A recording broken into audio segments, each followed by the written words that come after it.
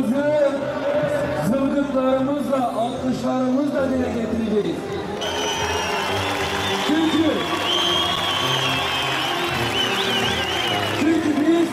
biz halklaşan bir partiyiz. Bizim örgütlü gücümüz 25 Aralık'ta sandığa yansıdığında göreceksiniz ki büyüklüğün ve azametin ne olduğunu bütün dünyaya yıkacağız. Bir kez daha buradan ayıklıyoruz. Yaşasın Allah'ın kardeşliği. Ama ne Almanalılar, ne Cihan Beyliler, ne Kurullular, ne Konyalılar kültürünü, tarihini unutmadı. Kutluyorum, başınız dik olsun. Haymanalılar, Kululular, helal olsun size. Bu çok önemli. Kendinizle, tarihinizle onur duyun arkadaşlar. Yeni Murat Bozdaklar çıkaralım. Yeni Murat Bozdaklara ihtiyacımız var. Değerli arkadaşlar, yüzyıllar önce buraya gelmişsiniz. Tarihinizi, kültürünüzü unutmamışsınız. Bunun için özgürlük siyaseti yürütüyorsunuz. Bu çok değerli bir şey. Bunun kıymetini bilmek ve geliştirmek lazım. Üzerime üşüştü her bir yandan, göğsüme ciğerim.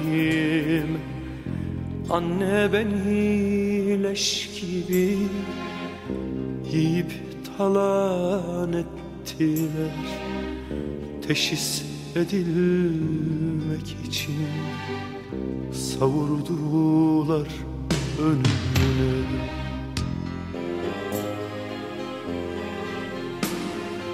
Yeryüzündeki acıların hepsini tattım. Heder oldum, ekmeğime tütün kattım. Beni milyon kere yaktılar üst üste. Bir anka kuşu gibi anne, bir anka kuşu gibi kendimi külümden yarattım.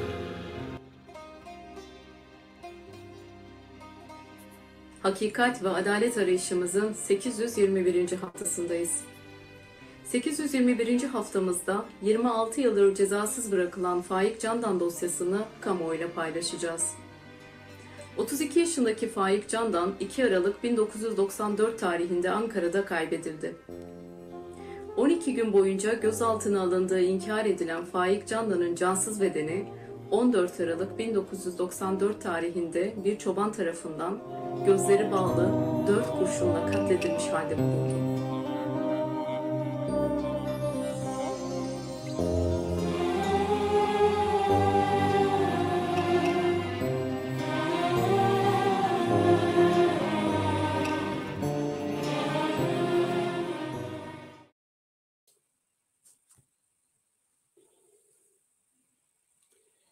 دم چاقا و خوش به کردن برومت دم چاقا و خوش به کردن آناتولی ناوین هیجا ناوی پلتفرم کردن آناتولی ناوین پیکانه و گشت که سلافت کم و بخیراتن پیکان تیوی ایرو روژا شمی دو چاری قانون 2023 بری کم دست به برنامه خبکن از هنک آنونس و هنک مساج هنه از وانا بیم ام جیب شنده در باسی برنامه بین و گذارم پیکان تیوی و گاوه لسر فیسبوک لسر یوتیوب و لسر تویتر و شانا زندید که جوا و جو کسی کلمه مزد کن رجات کن که ببین abone پیکان تیوی یوتیوبر و خیر جوا یا فیسبوک و تویتر جی که قایل بین آنجی ام بین تبلیغین که ما پرکس مزکه خیر جوا لپکانه 28 و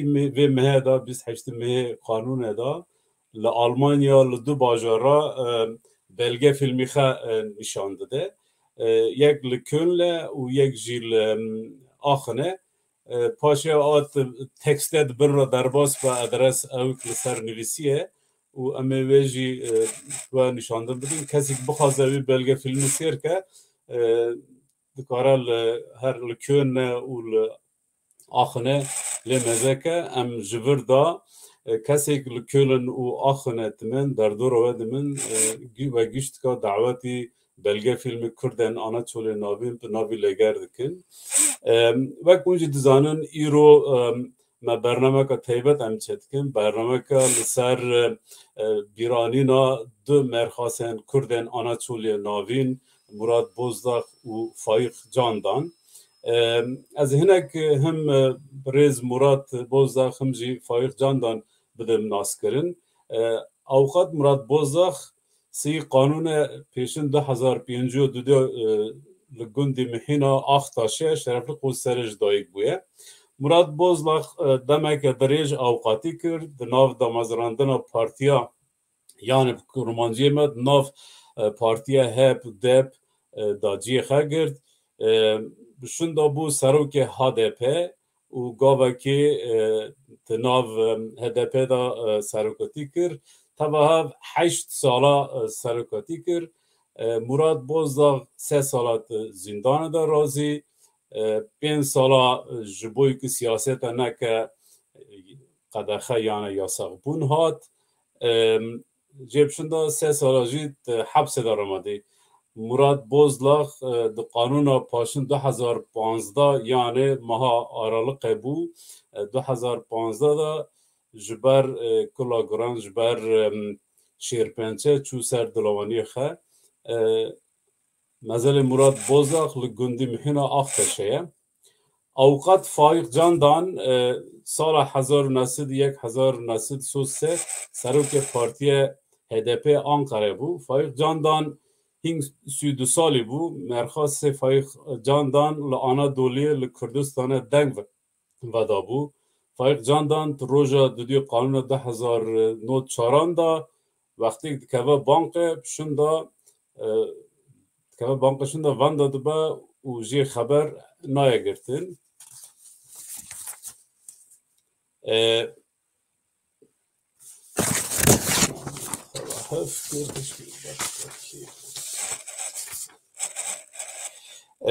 خبر آرش آفایق جاندان وک روژا ایرو که دو چار قانون بو 29 سالت بر و لسر ریا که بزوزان ارگین تب ناف کرن گردای بالا آنقره جهیل شوان کیوا لکیلا کره هاتا دیتن فایق جاندان نرخصه که کردن آنا چولی ناون بو در ریا خزمت و گل خدا جان خد جدستا نهاجی از خازم میوانه کی هینم سر اکرانه ج پکانه برز عبدالله قایا دربار مراد بوزداق و فایق جاندان دا یه نرینن دیتنن پکانه بینه زمین برز عبدالله تو بخیراتی سلامت سپاس دنگه تا کم تا اما تانکی تو بلند بی که آرند با tamam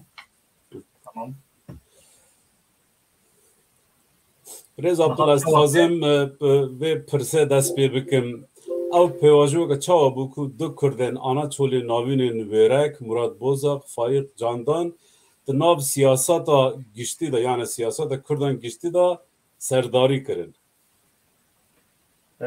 peki Ahmet az beri her tişti temaşavanın pekan TV'ra tabi var baş az du peşengengelli Kürt Faik Candan u Murat Bozak peşengengelli Kürt u Kürden Anatolia Navin rahmet ve hürmet u minnetdari bir tinim u bejna hal bervan tevinim naha yani derkatın avan mana hatçı bu burası emtizanız sali hazar haysi dedam devleta Osmani yenk çareseri jibuyi tekneçuna devleta Osmani ile çareseri tegerin taybeti ittihat u terakki hatubun ser fikreki u ev fikir cumhuriyete de devam kir jibu yuvan insan makbul vatandaş makbul gerek Türk Müslüman Sunni utunaf Sunniti de hatta ayid fıkha Hanifi be yel dervayı ve giştik ne insani makbuldur u ev helvesi ruj devam diye mıhaber yani hamu tasgereken ile İrolu Türkiye'den jiyandım hamu gredayı ve mantalitene ve mantalite kuvvete kamlatın İroji demeşandır. Naha emtizanın devleta Türk ki lehemberi ve derkebe şiddeteka mezin dıçı servan. Yani em derketin avan mezetikin 12 ilone 12 Eylül habu. Darbe askeri pekhat kuberi darbe yeli Türkiye Rehistanên Demokratîk pir hêz bûbûn, komele bûn, sendika bûn, yani saziyên sivîl bûn, pir bi quvvet bibûn. Yani Kurda jî tegoşîneka xwe hebû, berxedaneka xwe hebû. Her kesî li nasnameya xwe digerî, nasnameya xwe dixwast. Yani bêguman va heqê her kesî bû. Yani Aleviyat digo em ne Sunnî ne. Kurdan digo em ne Tirkin. Yani Şafiyan digo em ne Henefî ne. Lê ew jî vek me gotî yani şiddeta devleta Tirk acayip awayeke acayip dikişine ser he. Murat Bozdak o Faik Candan ez bawerim yani divî warî da servext baş dizanin ku devleta bi vî şeklî were ser wan. Wana zanabûn û xekirin din bîbarî û ew bar bi fedakariyeka mezin, bi sebreka mezin, bi tahammüleka mezin heta dawiya jiyana xwe birin. Yani em baş dizanin ku tu salê min de gerek bizanin Serokwezîrê Türkiye Bülent Ecevît digo bi gotina wan digo mesela li Güneydoğu û Doğu Anadolu bölgesi ne meseleka neteviye, ne meseleka milliye. Digo heger wisa biyan li kulu û Cihan Beylî jî ev mesele hebiye.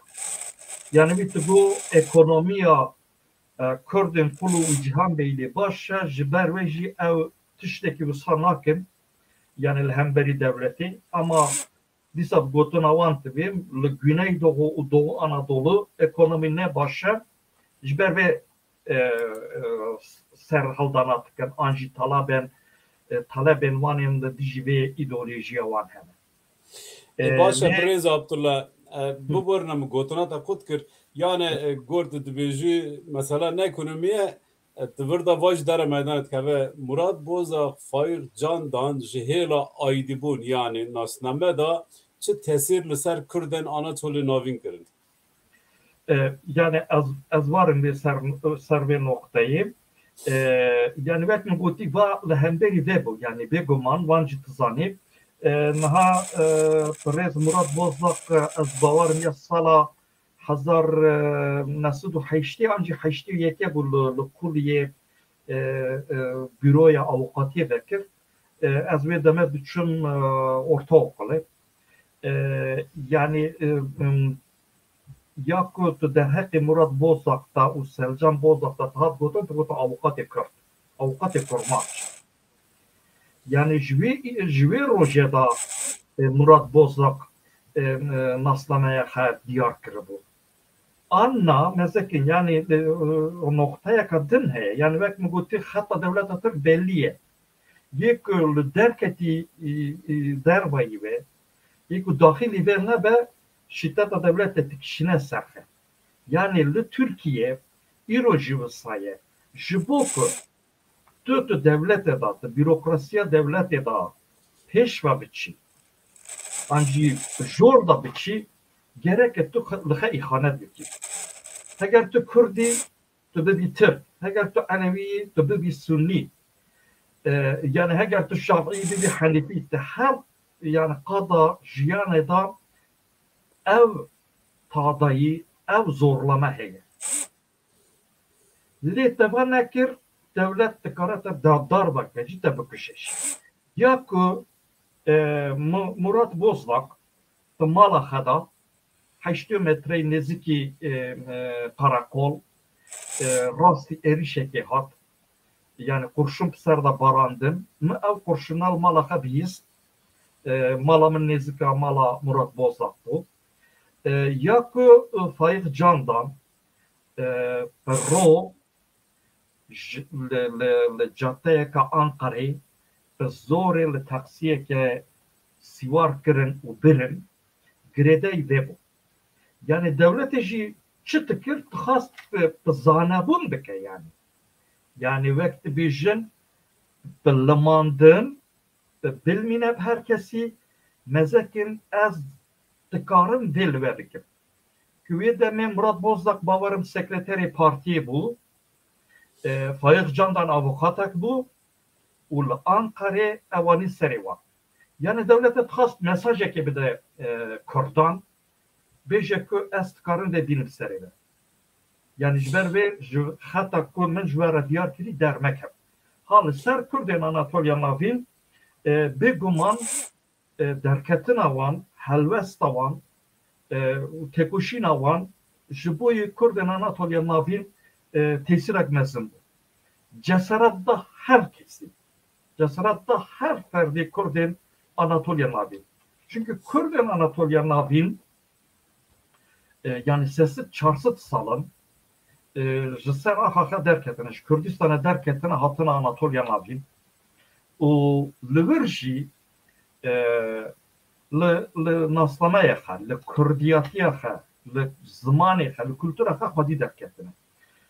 Bu avayeki ambijin, avayeki gelemperi, geleneksel evci parastına hatta İran. Ucu İran şundacı rastı bir şekli parastın ne mümkün. Çünkü devlet eji desta İran yani amurin cüda hene jiboyu ku Kurdan asimi de bike. Ji Kurdan ra siyaset lazım, ji Kurdan ra yani eğitim lazım, ji Kurdan ra ekonomi lazım. Tabii var da rastı Murat Bozdağ o Faik Candan ve navin sembol jiboyu Kurdan Anatolia navin bun cesaret, bun fedakari, bun minak o re o hatta Kurdan Anatolia navin Diyarbakır'ın o ev re Kurdan Anatolia navin limandın ez baverim Kurdan Anatolia navinci le reyawan le khatawan le berxadanawan le fedakariyawan hadi derket ej iroşundacı live hatte hodaniye bike vek mi goti ev hatta ku daxwazi wan talebe wan bi cihnayin Kurdan Anatolia navin ji vê helvesta xe ji vê karê xe ji vê tevgera xe dest bernadin. Spas Li wan serbilindim û helvesta Kurdan Anatolia navin jî bi rastî serbilindim. Spas Pirêz Abdullah.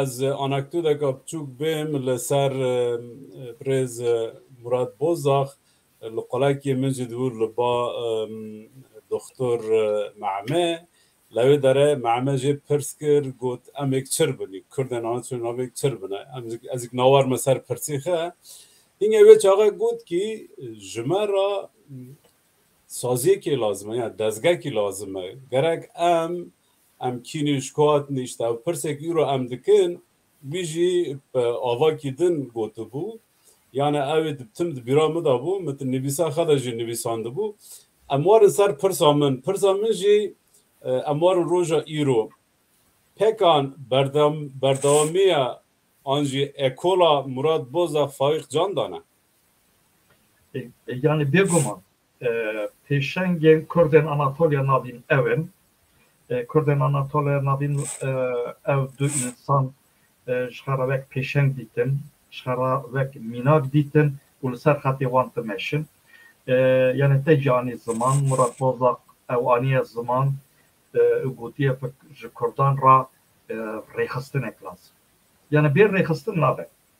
Niha em yani çima nabe em Kurdan Anatolia navîn yani wek me filmekî ku pekane çekirî da me dît ku Kurdan Anatolia navîn ne tene li Konya Ankara Kırşehirê li Çorumê jî li Samsunê jî li Sinopê li Kastamonu Amasya Tokat nüfusaka pir mezin heye û ew ziman û külturek heta ku me îro meşandî anî îro şunda em biva metodên geleneksel em îro nikarin biparêzin. Ne mümkün e. Ji ber vê jî pêwîst e hin talebên me hebin. Wek bi zimanê xwe em herin mektebê, em li zimanê xwe perwerde bibin. Eğitim bi zimanê me be, ekonomiya me bi zimanê me be. Li soqaxên gundê me, bajarê me em bikarin bi Kurdî biaxivin. Ji me re ew lazim e. Ji bo ku em wî mafî jî bi dest xexin, gerek dengê me were bihîstin. Va bi dengê însanekî nabe. Ji bo ve jî pêwîst e em bibin yek, em bibin rêxistinek, em bibin hêzek ku dengê me were bihîstin. Anna kes dengê me nabihîste. Em çi dixwazin, yani ma kes na îro polîtîkaya Tirkiyeyê da Kurd wek çavkaniya her xirabiyetên nîşan da, na em tiştekî cuda, tiştekî zêde naxwazin. Em bi zimanê xwe dixwazin deng kin, em dixwazin bi zimanê xwe perwerde bibin li mekteban, em dixwazin jiyana xwe, di jiyana xwe da kultura xwe pêşva bibin, em kultura xwe bizanin. Va jî ne tiştekî gotiye gayrimeşru ye. Va tiştekî pir meşru ye, wek şîrê dayîka însan li her kesî helal e. Em vê dixwazin va tiştekî meşru ye, kes jî ji bo ku em vê dixwazin ma me suçdar nake. Yê ku Kurdan ji bo va daxwazên xwe suçdar bike, suçekî nesin dike. Yani bawerim sala nodî dudiya ban jî nodî yekê bû, Bulgaristanê navê Tirkan qedexe kiribû. Navê gundê Tirkan qedexe kiribû. Ez qebûl nakim, yani ne tiştekî baş e, ne tiştekî xweş e. Ama devleta Tirk li wê derê helwestek nîşan da û Bulgaristan'a ve ketin nav pirsgirêkeka mezin, Tirkiyên Bulgaristanê hatin Tirkiye, bi cih bûn. Ama aynı devlet li hemberî vatandaşê xwe Kurdan aynı helbeste nîşan nade. Ya dibêje ez ê te asîmîle bikim. Yani va naxokeka mezin e, çelişkiyeka mezin e, gerek devlet ji vê dev ji vê berde. Em vê dixwazin. Yani em tiştekî cuda, tiştekî gayrimeşru naxwazin, her heqê Kurdekî û her Kurdên Kurdekî Anatolya navî jî dikare vî heqê dixwaze telab bike. Vek şîrê dayîka wî li wê helal e. Ez vê dibêjim. Spas yani dibêjî ew heqekî mafekî rewa ye û em jî wê heqîqet dixwazin, em ê zêde tiştekî naxwazin. Lê pirsak ez dawî bêjim a ser poşêk ez bêm te bersiv da û yani te got em çenda xwe, kultura xwe, zimana xwe dixwazin bi rehetî, bi serbestî bijîn. Min jê bipirsa yani Fayûq Candan û Murad Bozaq jî ew daxwaza dixwastin ji bo wê jiyana xwe bi vê siyasetê teva kirin, meşandin. Wê çaxe yani dezgeh yani an jî saziya pêkanê riyaka rast e, ne? An jî tiştekî din heye. Bêguman yani bê rêxistin îro nabe. Yani hûn dibînin Kurd îro dixwazin li dunyayê, li Awropa, nizanin li welatên Rojavayê dixwazin bên bihîstin, dengê wan bê bihîstin.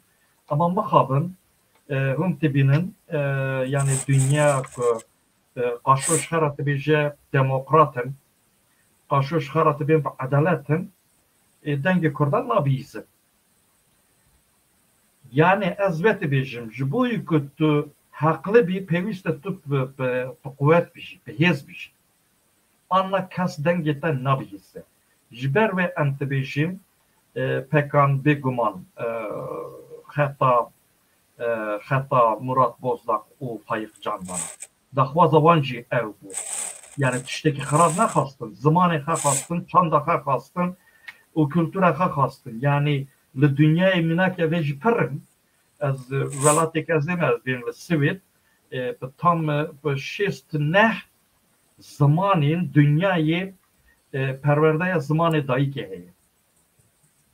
Yani çi dibe Swêd û Swêd yani Kurdî jî di nav wan de ye, di nav van zimanan de ye. Niha yani nêzîkayiya Swêd çi ye tirda? Swêd dibe ku yani zarokê ku hatî vê derê yani yani yabancı li vê derê ji dayîk bûyî mümkün e ku zimanê xwe dayîkê baş fêr nebe. Çünkü ew em bêjin ji 4 salîya xwe de 5 salîya xwe de dest bi mektebê dike. û fêrî Swêdî dibe. Swêdî ji her zimanî baştir dizane. Ama dibêje insana ku zimanê dayîkê nizana insanekî kêm e. û ev insan li Swêd dimîne di heman demê de vatandaşê Swêdê em naxwazin vatandaşekî Swêd bi awayekî bi şiklekî insanekî kêm be. Ji ber vê em vê mafî didin ve. Yani belki hezaran mamoste hene ku Swêd maaş etti. Ya dibêje vatandaşê min ne insanekî kêm be, insanekî tamam be. Çünkü insanekî zimanê dayîkê xwe nizan insanekî kêm e dibêje. Yani anna ji bo gotî ji bo çavê me yê reş mafî nademe. Ew dibêje vatandaşê min ne insanekî kêm be. Em jî vê kemasiyek rastî hîs dikin û em jî dibêjin em nebin insanê kêm, em jî wek hemû dünyayê bi zimanê xwe dayîkê biaxivin. Spas bi rêz Abdullah, em xudane malên em tenkî kem dankirin û mîvan dankirin. Em spas dikin ji bo va nêrînên te. Em niha rêz Xalîs Aba heyn li ser ekranê. Xalîs abi bixêr hatî. Xêr selamat merhaba jagîra. Merhaba Türkiye abi turundî. Bana sağ bin. Emelbî. Xalîs abi ez em te nas dikin ama belkî tu cara sift etiye ki ek pirek te nas nakin hen ez dixwazim tu Kurtasî xwe bidî naskirin tu kî Valla yana bi Kurdî ne ez bi Tirkî vebim.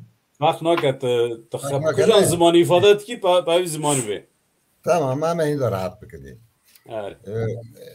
Tabii öncelikle işte Pekan TV senin şahsında ve Abdullah arkadaşın şahsında Pekan TV'nin bütün emeklerine buradan teşekkür ediyoruz. Çalışmalarınızı çok kıymetli görüyoruz. Bunun farkında olun. Diğer taraftan öbür arkadaşlarla merhabalaştık. İşte izleyicilere de selamlar olsun. No, emin Askhaya Murat Bozlak'ım Halis Abay Aziz Mehiname Aktaş Şerifli Koçlar Aktaş köyünden. Valla söyleme işte nabarimin mırıdı Askholum ama nabarime de sol nivek farkı. Sol nivek nabari ve. Yani kurmanca fina xeyran yani. Xolem mırıdım tabi nasiyomune naskırnamune mırıd işte mızcidday baba xaşıva sizde mırad naskır. Çünkü Ahmet Maleke de bunu hemen Malemel rahavun Ahmet Mel vahavuni Metavav ilkokul kont Lortoğlu hem aynı malada bekar işte mırad cımara mazini tıkırmazın hem avu Metavav kont Hodni lise diso devam kır işte üniversite hem gel Ankara bunu diso aynı binada bunu vakta işte avukati vici yani ben ikinci adresimiz de şeydi. Murad'ın bürosuydu devamlı gidiyorduk. Zaten siyasette de hep yanındaydım. Yani Murad'ın hayatının her türlü anını bilirim. Takdirle de karşılıyorum. Zaten onun siyasi hayatı işte şeyden sonraki bütün halkımız toplum biliyor. Her alanda başarılı bir insandı. Yani ilkokuldan tut liseyi bitirene kadar üniversite dahil hep iftara geçerdi. Gerek Kulu'da gerek Ankara'da işte Çankaya Lisesi'nde, Aydınlık Evler Lisesi'nde okudu. ve üniversite dahil bir ders olsun geriye bırakmıyordu. Yani ele aldığı sorunu mutlaka başına kadar götürür ve başarılı olurdu. Murat'ın böyle bir yeteneği vardı. Bu bizde yoktu. Murat'ta böyle bir yetenek vardı. Bir de tabii Murat'ta şunu gördüm. Ben Murat çok erken ergenlik çağını çok erken açtı. Olgunlaştı. Bütün işte köyün büyükleri, akraba büyükleriyle diyalogları, sohbetleri hepsinde bulunuyordu. Bu konuda bizden çok çok ileriydi. Yani gençlik yıllarında dahi oyun kurucu Murat'tı, kural koyucu Murat'tı. Vallahi bazen bilinen kuralları da değiştiriyordu. Hepimiz kabul ediyorduk. Böyle bir etkinliği vardı üzerimizde. Yani bir tek benim değil, kendinden büyükler üzerine bir etkinlik yaratmıştı. Aile içerisinde yaratmıştı, akrabalar içerisinde yaratmıştı. Acaba ben zaman zaman soruyorum, yani bizim iki köyün ilk üniversite okuyan insanı, yüksek tahsil yapan insanı olduğu için mi bütün bu şeyler, bu imkanlar buna sunuldu falan? Bize sunulmuyordu ve dinleniyordu Murat. Kendi dinlendirmesini biliyordu. Bu tür özellikleri vardı. Zaten dürüstlüğüne kimsenin diyeceği bir şey yok. Peşinden konuşanları biliyoruz. Efendime söyleyeyim, bugüne kadar hem siyasette olsun hem mesleki hayatında olsun başarılıydı. Tabii Levent arkadaş, Türker arkadaş bunu daha iyi bilirler. Onlar o konuya gireceklerdir mutlaka da. Onlar da iyi izah ederler. Beraber de yaşattılar. Yani kendini girdi. Yani her zaman bütün emsallerinden bir adım önde olmayı başarabiliyordu. Böyle bir yeteneğe de sahip bir insandı. Zaman zaman yani şunu da bir şey olsun, benim öz eleştirim olsun. Kendisini kıskandığım da oluyordu. Yani emin ol ki o kadar öne çıkıyordu ki kıskanıyordum. Ben niye bu kadar olamıyorum, edemiyorum. Beraber Yani işte burada liderlik vasfı öne çıkıyor. Evet, gelmek istediğim nokta da bu. Gelmek istediğim nokta bu. Öyle bir vasfa sahipti. Öyle bir yeteneği vardı. Sakinliğine diyecek yoktu. Birçok meselede Murat yani sakin dinlerdi. Herhalde kabul etti dediğimiz noktada durdu. Bak dedi, o iş öyle değil, böyle dedi. Çok sakin bir şekilde ve beynine yerleştirildi. Bu tür haller var. Diğer taraftan fedakarlıkları zaten bilinir. Cesareti, bedeni cesareti olsun. Her şeyle mükemmeliyet Murat'ta vardı. Tabii gençlikten tut işte o 1915'e kadar, o kara güne kadar ömrümüzün çoğu bir arada geçti. Hastalığında yine bir aradaydık. Tabii dertleri oluyordu. Paylaştığımız şeyler vardı. Özlüyoruz, duygulanıyoruz zaten. Yani xal ziyadatir un havala هم هوا هاونی هم سرداش ونیجی هوا هاونی yani naşlar ben işte hani eski derler ya çelik çomak oynamaktan tut da işte üniversite hayatında işte siyasi çalışmalarda efendime söyleyeyim fikir alışverişinde her zaman çok devamlı bulunurduk. İyi sohbetlerimiz vardı. Severdik de birbirimizi. Yani birçok yeğenim vardı, birçok akraba vardı. Ama biz birer sırdaştık da. Tabii hatıralarımız var kendisiyle. Vallahi işte ne diyeyim Murat'ım. Yani eğer varsa daha sonra gene konuşursun Halis abi. Evet. Yani şimdi şu ekranda onca arkadaş varken ben tutup bir dayı olarak Murat'a güzellemeler dizmem. İşte şöyle böyle yapmayı da biraz kendime yediremiyorum. Hakikaten onu anlamak için onunla yaşamak gerekir. Yani o zaman şöyle diyelim Halis abi. Halis abi şöyle varsa bir böyle bir anınız, anlatabileceğiniz bir anınız varsa onunla bitirelim. Daha sonra konuşuruz tabii. Valla çok anılarımız var. Tabii de acaba hangi konuda söylesem? Burada tabii Faik Can'dan can yürekten anıyorum. Faik Can da dostumuzdu. Sohbetlerimiz vardı. Değer verdiğimiz bir insandı. İşte ablamıza da oradan başsağlığı dileyim. Şöyle ben sana bir şey anlatayım ya. Faik'in de içerisinden geçti. Murat vurulmuştu. Bu şeyde Bayındır Hastanesi'nde yatıyordu. Benle Hamo da tabii Murat kardeşi Mehmet Bozlat. Biz de oradaydık. Ve biz çıkmak üzereydik. Faik geldi ve güneş de açmak üzereydi. Faik bekleyin dedi. Bekleyin dedi. Niye dediler ben de götüreceksin. Ve Siye'ye kadar getirdik. Arabası Siye'deymiş galiba. Siye'ye kadar getirdik. Ya dedi bak ben dedi artık bu dönemde o kadar şeyler alıyoruz ki tehditler alıyoruz, tehlikeler geçiriyoruz. Ben dedi akşam oldu mu pek çıkmıyorum dedi ve elimden geldiğince dedi akşamdan sonra olduğum yerde kalıyorum dedi. Ve bir de silahı vardı dedi. Bak silahım da belinde dedi. Hatta Smith Wesson yani o da şey bilirler. Ha. Ama dedi Murat Başkan dedi bunu hiçbir zaman için önemsemedi. Bak başına gelenler dedi. Ben her türlü tehlikeyi görüyorum ona göre önlemimi alıyorum. Maalesef o önlemler de yetmedi. Kendisi saygılı ilan ediyoruz. İşte o kötü gün geldi Faik'i de öylesine götürdü o faşist yapılar. Maalesef. Bu her zaman için o sözleri benim yanımda bir anıdır, kalır. Rahmetle anıyoruz. Tabii başka hatıralarımız da var. Bilmiyorum bir daha yani söz alacak mıyım? Gelecek bir dahaki şeyde şey yaparız.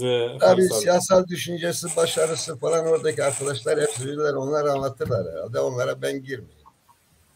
Teşekkür ederiz. Ben teşekkür ederim herkese. Malata ve Halis abi. Naci mivana kami dene he funga Faik Candan Rukiye Candan Rukiye abla tu bkhirati. Sağ ol nas kurban. Tücü bkhirati çertki rindi. Mati sahibi tücürün değil. Allah şükür. Sizi dinleyince daha iyi oluyor.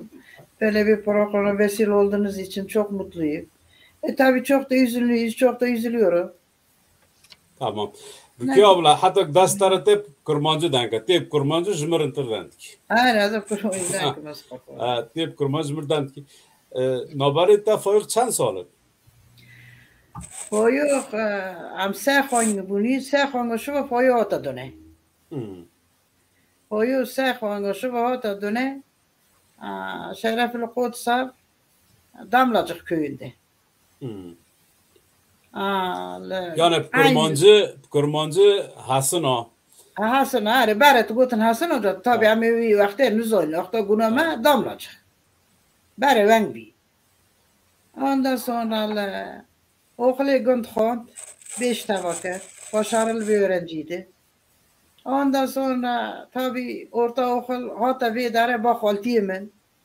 Ortaokulla barxon ama hin gönd bunu hinki. Paşama Molamel gün bu. İlk molamel gün bu. Molamel gün bu Kalabe xont. Geçören Kalabe'de oturuyorduk. Teyzem de orada oturuyordu. Orada okudu. Ondan sonra orada tabakır şuba liseye geçti. Liseyde Bamıxon lise. Hatiyem hotel bura. Unhatın Ankara'ngi. Hotel Ankara. Bamıxon. 3. sınıftan sonra dondurdu bir yurt dışına çıktı. Kısa bir süre yurt dışında kaldı. Okujan devleti. Almanya. Çünkü Almanya her da meyli bun. Hem opkime hem hazure xabin ke foyu ve dergisti keren. Bir dergisti bu. Ondan sonra çoğu dere lörcün ne bu? Jumvahat aynı bomben khont lise tabakır lise şuba kata ünivaki hukuk okulu sınavı Louis zamanı çok güzel sınav başarılı sınav vakayno puan ayno işte avukatlık devam kır salkeci bomben khont dusa avukatlık doradın sale lagun dol bu dola yükeren asparba dola brangi mekeren, cera dol karın jikeren. Ondan sonra tekrar aynı mala men niski habuna, pere niski habuna, zaten temil bağımı bu. Zavcı şu vacib jinki bayağım 1000 sala, bayağım etav havu. Ondan sonra brango darguş ki havu, asparba, lak ki havu. Ta tugu khanye tugu, laki nine kaz derse çalışmışım. Cara per bağımı tımal, bağımı rahat kat. Sen Kürke Khan'a Rukiye abla. Dulaki khana. Dulaki khana. Dulaki khana. İşte yine laki küçük buçuk askeri. Hinna çubuğu askeri jo. Şey, nove mertmiş bir. Tamam çalışmış mı avukatlık staj باویدی نه حتی ویسته تو زنی من جمیل با جمیل بس قربا سال که 2 سال لور çalışmış bu جو şu askara خواست ناخت در کت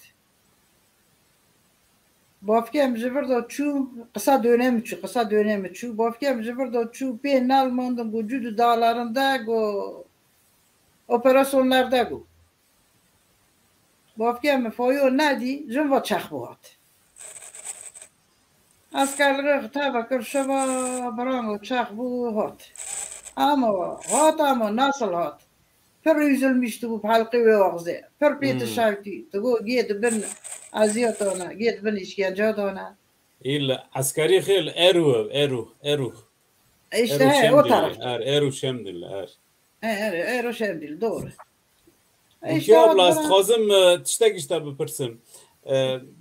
Sıra mesmeke min gotuna ta kutkir ahtik faik kata nav siyasete aile malbat çing avkir yani çing din khastın ma bika anji ne khastın çing bu yani نه یوسم فایق insan ekmem seri xav gola kasinatına çün bu. Ya zaten içi de habu. Zaten vardı içinde. Bafkem nakhos, bafkem tugo sekaç konuşu ve khoda va daimen tugo mal ba me be ami reçberni çiftçini ma pemro çalışmış ve vi tugo az bixulun. Tugo ben oxur bafkem tugo ben yani azavar dar korunç tugo. Binek azar bixulun. Şu askere hot şu var. Tabii biz azar ham çünkü farklıya. Daha önce ben ne tuzoni. Ama ne tuzun pe ne hasin vat çiğ ne çiğ.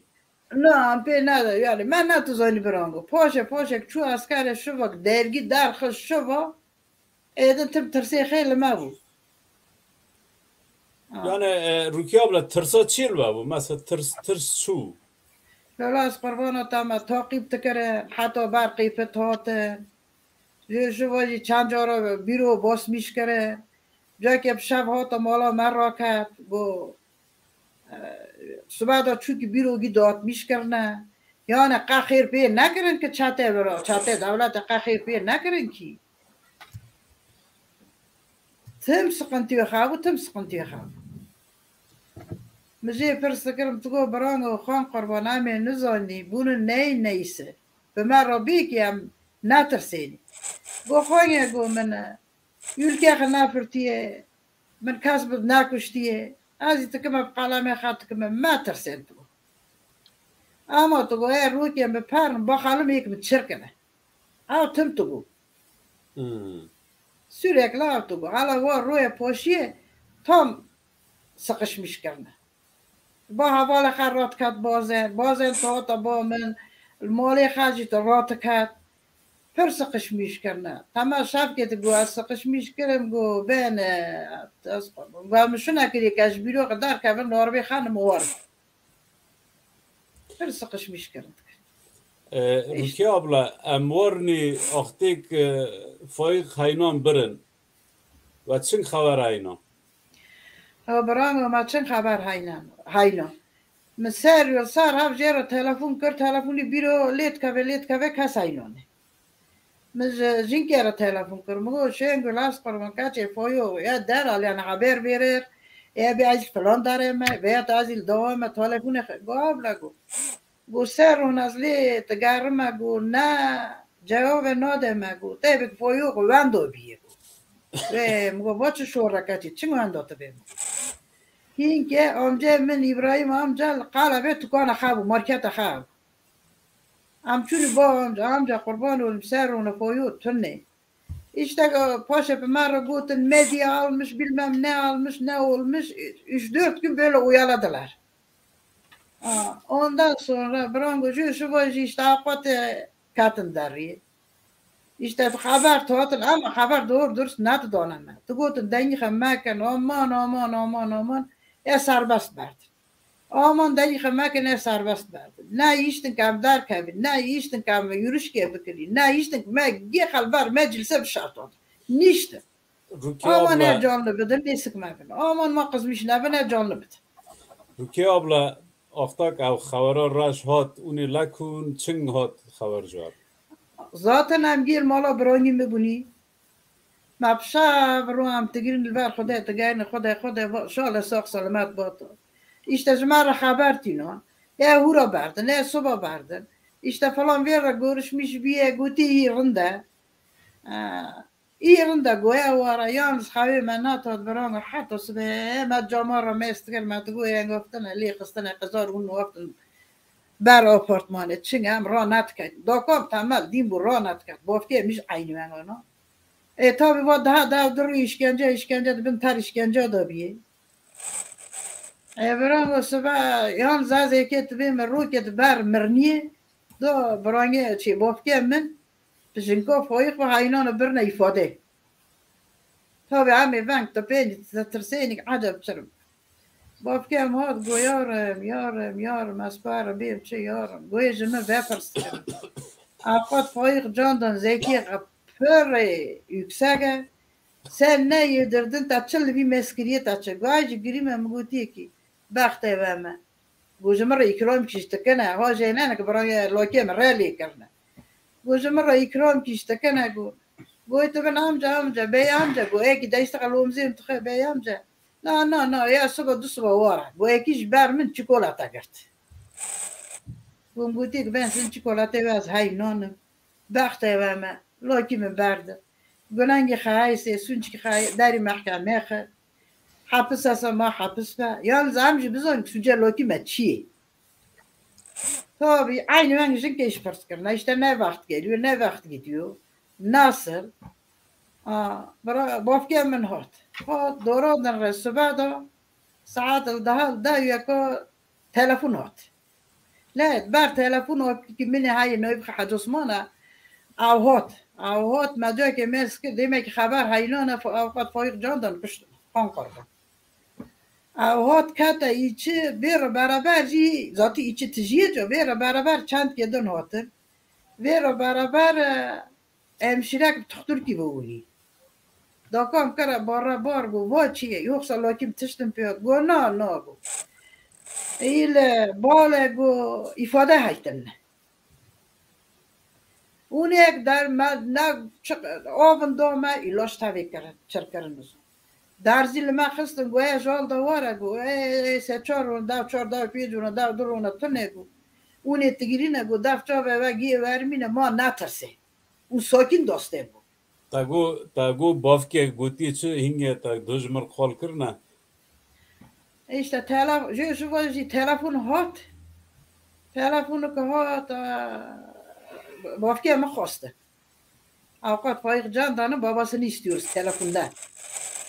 Vera gutuna amca guti sen Faik Candan'ın babasısın. Bafke'miş guti hari ben babasıyım. Guti Avukat Faik Candan'ı karakolayım istedim. Bağla karakolda ifadesi alınıyor. Bafke çingil dize xıslı lavare ger bu rabu gu çing valo ki men tane gu qayba gu lakin çima nabe ku kuştan gu pora khat parçama khara jirt ruçko hadinge opkem kata bin pi avçun daka men am gi bazini gi am jer çakh karni am dar katin jer am shosh bun ku kova berveli da dur da ser qa kucuk notan qeyp am dar katin çedar kabir ekilur dosti qaya Avukat Candan ailesini koruyorlar. Nabe Avukat Faik Candan mali li khist kuştu. Tabi amcım vakit top kırnam içer ber nadoni. Şu vacı laki halki bafki ma bizin ki Allah razı olsun hatam haynun birni. Şuna oftini. Az dakome. Allah ki halki bafki memzin ka khavam çun. Ambulans ejal da te dakam tikili.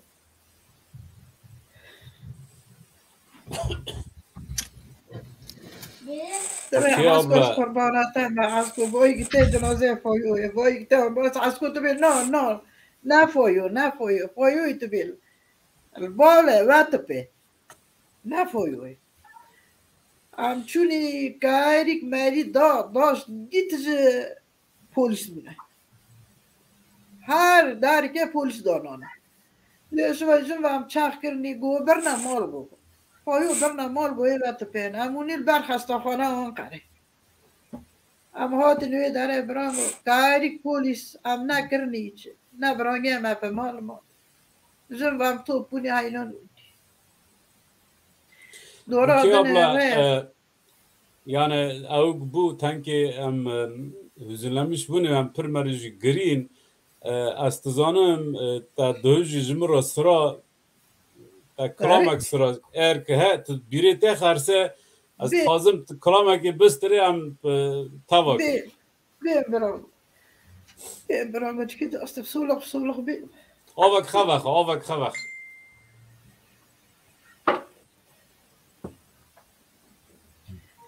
از بیم برا خانگ نالوندو لو خانگ خبه مرا خانگ نالوندو مرا دارو لما مرا لو کوچ کر سر دریو تانا تات پینا کافر بگرن سهرا بگرن بترسینه لدالانی آفت پای جاندم دالان مخینه برانگی منی بلوری کی بورکا خوان قربانی که خوانگی قنالاندو برانگی همه بن işkence adamı مکه دلال پای مکه لو خونی قربان آجی که سری خاینه تو بخبکه لو خان قربان بیراتا قاپت میشکره دوسیت دایت الحواله اخا بلا کرن برانگی منی بلوری کی بورکا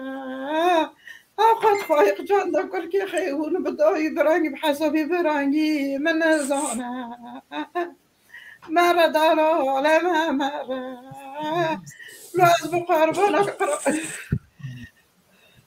از بقربانا قراتا قدانی جاویتا اوی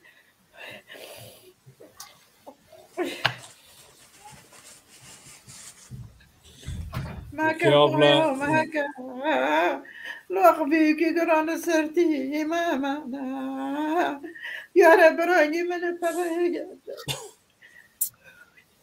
قناة خسارت بینه قناة خساری اور برانگی من را گردن گی خواندان هرد خواندان دان به مسلک سایبی کرن کله برانگی مجدلی من نداره مرا برانگو مرا خوانگی خکه برو لا خان برک دک بابه خب خدینه من برو خونا برانگی من رجانده خونا برانگی بوناس بی درا تو لا اوقات خویو خوانگ ناران دیگه خوانگی خانال یو اوی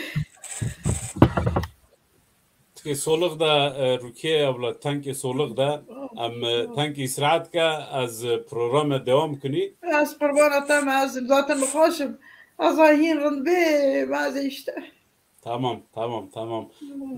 در Bu madde پدر رو sağlığı برانگی منی قایب رو برانگی منی خورینو اوقات پایق جاندانو لو جانو اوقات پایق جاندان یانت سر رو تنم sözü birdi fakir fakaranın babasıydı انا فايدة كوچكو برخو اوقات پایق جاندان جزی خواهیسته لا خوان قربانی که خوان نالوندو جزی تهایسته سوچی تهایسته ما تو داری محکمه خستوان ما بزنی که سوچی برانگی ما چیه لو از قرباناتم توا وکا حاضر کرد ما یا پرجه تا بیست کی پایو işkence doyne پایو جگره قپات نمیش بی خوان قربانی که خوان نالوند مرا دلالو مرا tamam ez rejî rica dikim Rukiye abla dîne em mêvanît sirê da heyne ser ekranê. Süremez mekin hinek pir ew bû şewat bû. Merhaba Prez Mehmet Hacı Mehmet Bozak tu bixêratî bername Pekan TV. Dengê te tune Mehmet eval. Eğer mikrofon çıkacak ki yarın da. Denk tune.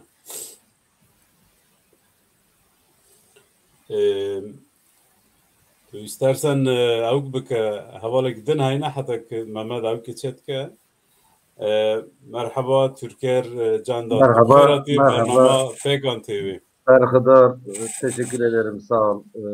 Şimdi Herhalde ama Türkiye devam kini. Türkiye kırmancı tangele hafkafa. Tamam. Şimdi Faik Türker Candan Pısmame Faik Candan'a ne? Doğru bu. evet, az pısmama Faik Candan'ın. Murat Bozdak'la beraber Düsesela aynı büroya çalışmış bunu. İkisini de çok yakından tanıyorum. İkisi de benim abim, yoldaşım, yol gösterenim ve iki tane de arkadaşım diyeyim. İkisiyle de son dönemde sık sık görüştüğüm kişiler. Şimdi konuşma safahatında şöyle bir şey ortaya çıktı. İkisi de farklı dönemlerde Aydınlık Evleri Lisesi'nde okumuş. Önce Murat abi orada okumuş. Faik abinin de o liseden mezun olduğunu biliyorum. Faik abi yalnız 1979 yılında lise son sınıftayken o dönemdeki olaylardan kaynaklı olarak 2 sene yurt dışına çıktı. Almanya'ya gitti. Almanya'da amcam İbrahim Candan'la birlikte yaşadı. Benim abim de o dönem oradaydı. Faik abi vefat ettikten sonra abimden Faik abinin oradaki yaşantısıyla ilgili bazı bilgiler aldım. Faik abi orada da böyle haksızlığa karşı çıkan, faşizme boyun eğmeyen, her aşamada tepkisini dile koyan bir kişilik olarak ortaya çıkmış daha lise yıllarında. Akabinde 2 yıl sonra Türkiye'ye tekrar dönüş yaptı. Üniversite, liseyi bitirdi, üniversiteye hazırlandı ve Ankara Üniversitesi Hukuk Fakültesini kazandı. Şimdi ben okulu uzattığım için gelip Murat abiyle birlikte çalışma fırsatı buldum. Murat abi de Faik de çok iyi hukukçulardı. Özellikle o süreçte herkesin partiden kaçtığı dönemlerde bunlar hayatlarını ortaya koyarak sürekli enselerinde beyaz toroslarla partiye gidip gelmekte herhangi bir sakınca görmediler ve partinin tüm savunmalarını bizzat ikisi hazırladı. İkisinde çok iyi hukukçu olduğunu biliyorum. Faik abinin hayatı avukatlığa başlayıp askere gittikten sonra bir değişiklik arz etti. Faik abi askerliği kısa dönem yaptı. Kısa dönemde usta birliği için Eruh'a gitmesi gerekiyordu. Otobüste garip bir tesadüftür. Yanına askerliğini yapmaya gittiği birliğin komutanı oturmuş. Faik abi de işte yolda bir kısım medya güneşi, diğer bir kısım dergiler almış yolculuk boyunca okurum hesabıyla.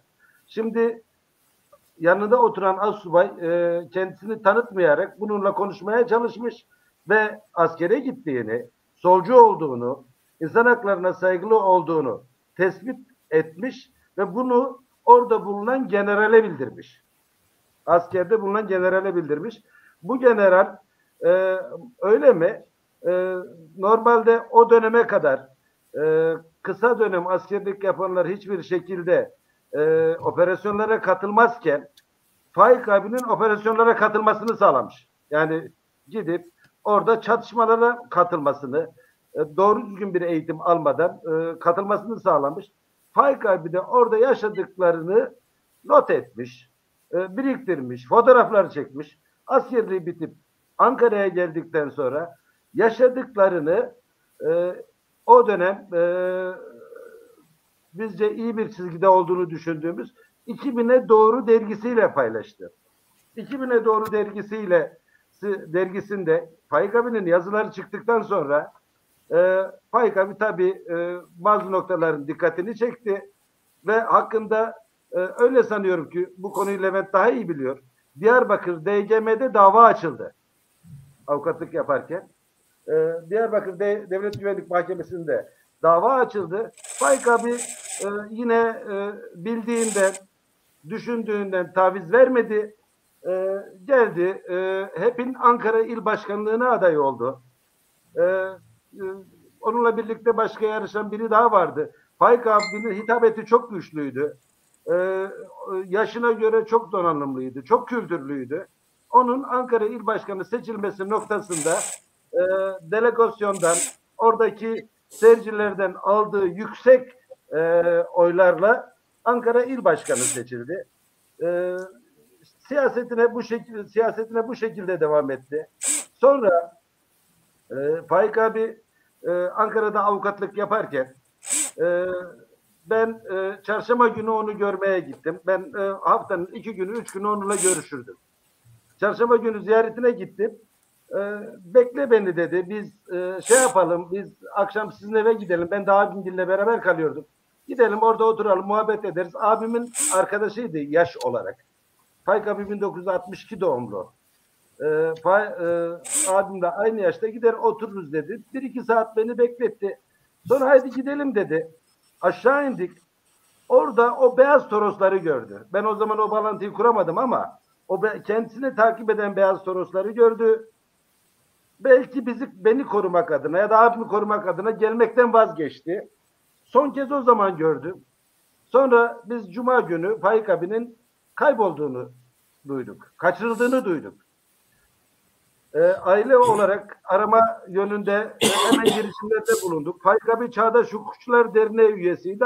Aynı zamanda Ankara Barosu'nda faal olarak görev yapan avukattı. Dernek nezdinde biz girişimlerde bulunduk. İşte o dönemin etkin siyasetçiler olduğunu düşündüğümüz işte Mehmet Ağar'a gittik. Şeye gittik. Gariptir ki şu anda Faik abinin öldürülmesi davasında yargılanan 1 numaralı sanık Mehmet Ağar'dır. Biz Faik abi bulunsun diye Mehmet Ağar'ı ziyarete gitmiştik. Ondan sonra Ankara Valisi'ne gittik. Ankara Barosu'nu hareketlendirdik. Ve en sonunda avukatlar arasında şöyle bir irade oluştu. Biz gidip Emniyet Müdürlüğü'nün önünde oturma eylemi yaparsak İçişleri Bakanlığı'nı hareketlendiririz diye düşündük. Böyle aşağı yukarı bir 40-50 kişilik bir avukat grubu hep beraber hareket ediyorduk. Ben de avukat olmamıştım. Okulu uzatmıştım. Ama amcamın oğlu olması dolayısıyla onlarla birlikte dolaşıyorduk. O aradan şöyle bir söylenti geçti. Kabul etmişler. Faik emniyette. Sakın gidip Emniyet Müdürlüğü'nün önünde oturmayın. Faik'i bırakacaklar. Şimdi biz bunu duyunca çok mutlu olduk. O oturma eyleminden vazgeçtik. Sonra 14 Aralık günü telefon geldi. Faik abinin öldürüldüğünü öğrendik. Türker isterseniz kusura bakmayın lafınızı kestim. İsterseniz o hukuki süreci nasıl işledi, o kontra şeyini eğer ona geliyordum. Şimdi ona geliyordum. Şimdi biz Faik abinin tabii öldürüldüğüyle ilgili olarak bazı girişimlerde bulunduk. İçişleri Bakanlığı'na karşı dava açtık. Çünkü aile olarak yaşama hakkı biliyorsunuz anayasayla güvence altına alınmış bir hak. İçişlerine karşı dava açtık idare nezdinde ve haklılığımız ortaya çıktı. Çocuklarına bir kısım tazminat ödendi. Ama failleri bir türlü ortaya çıkmıyordu.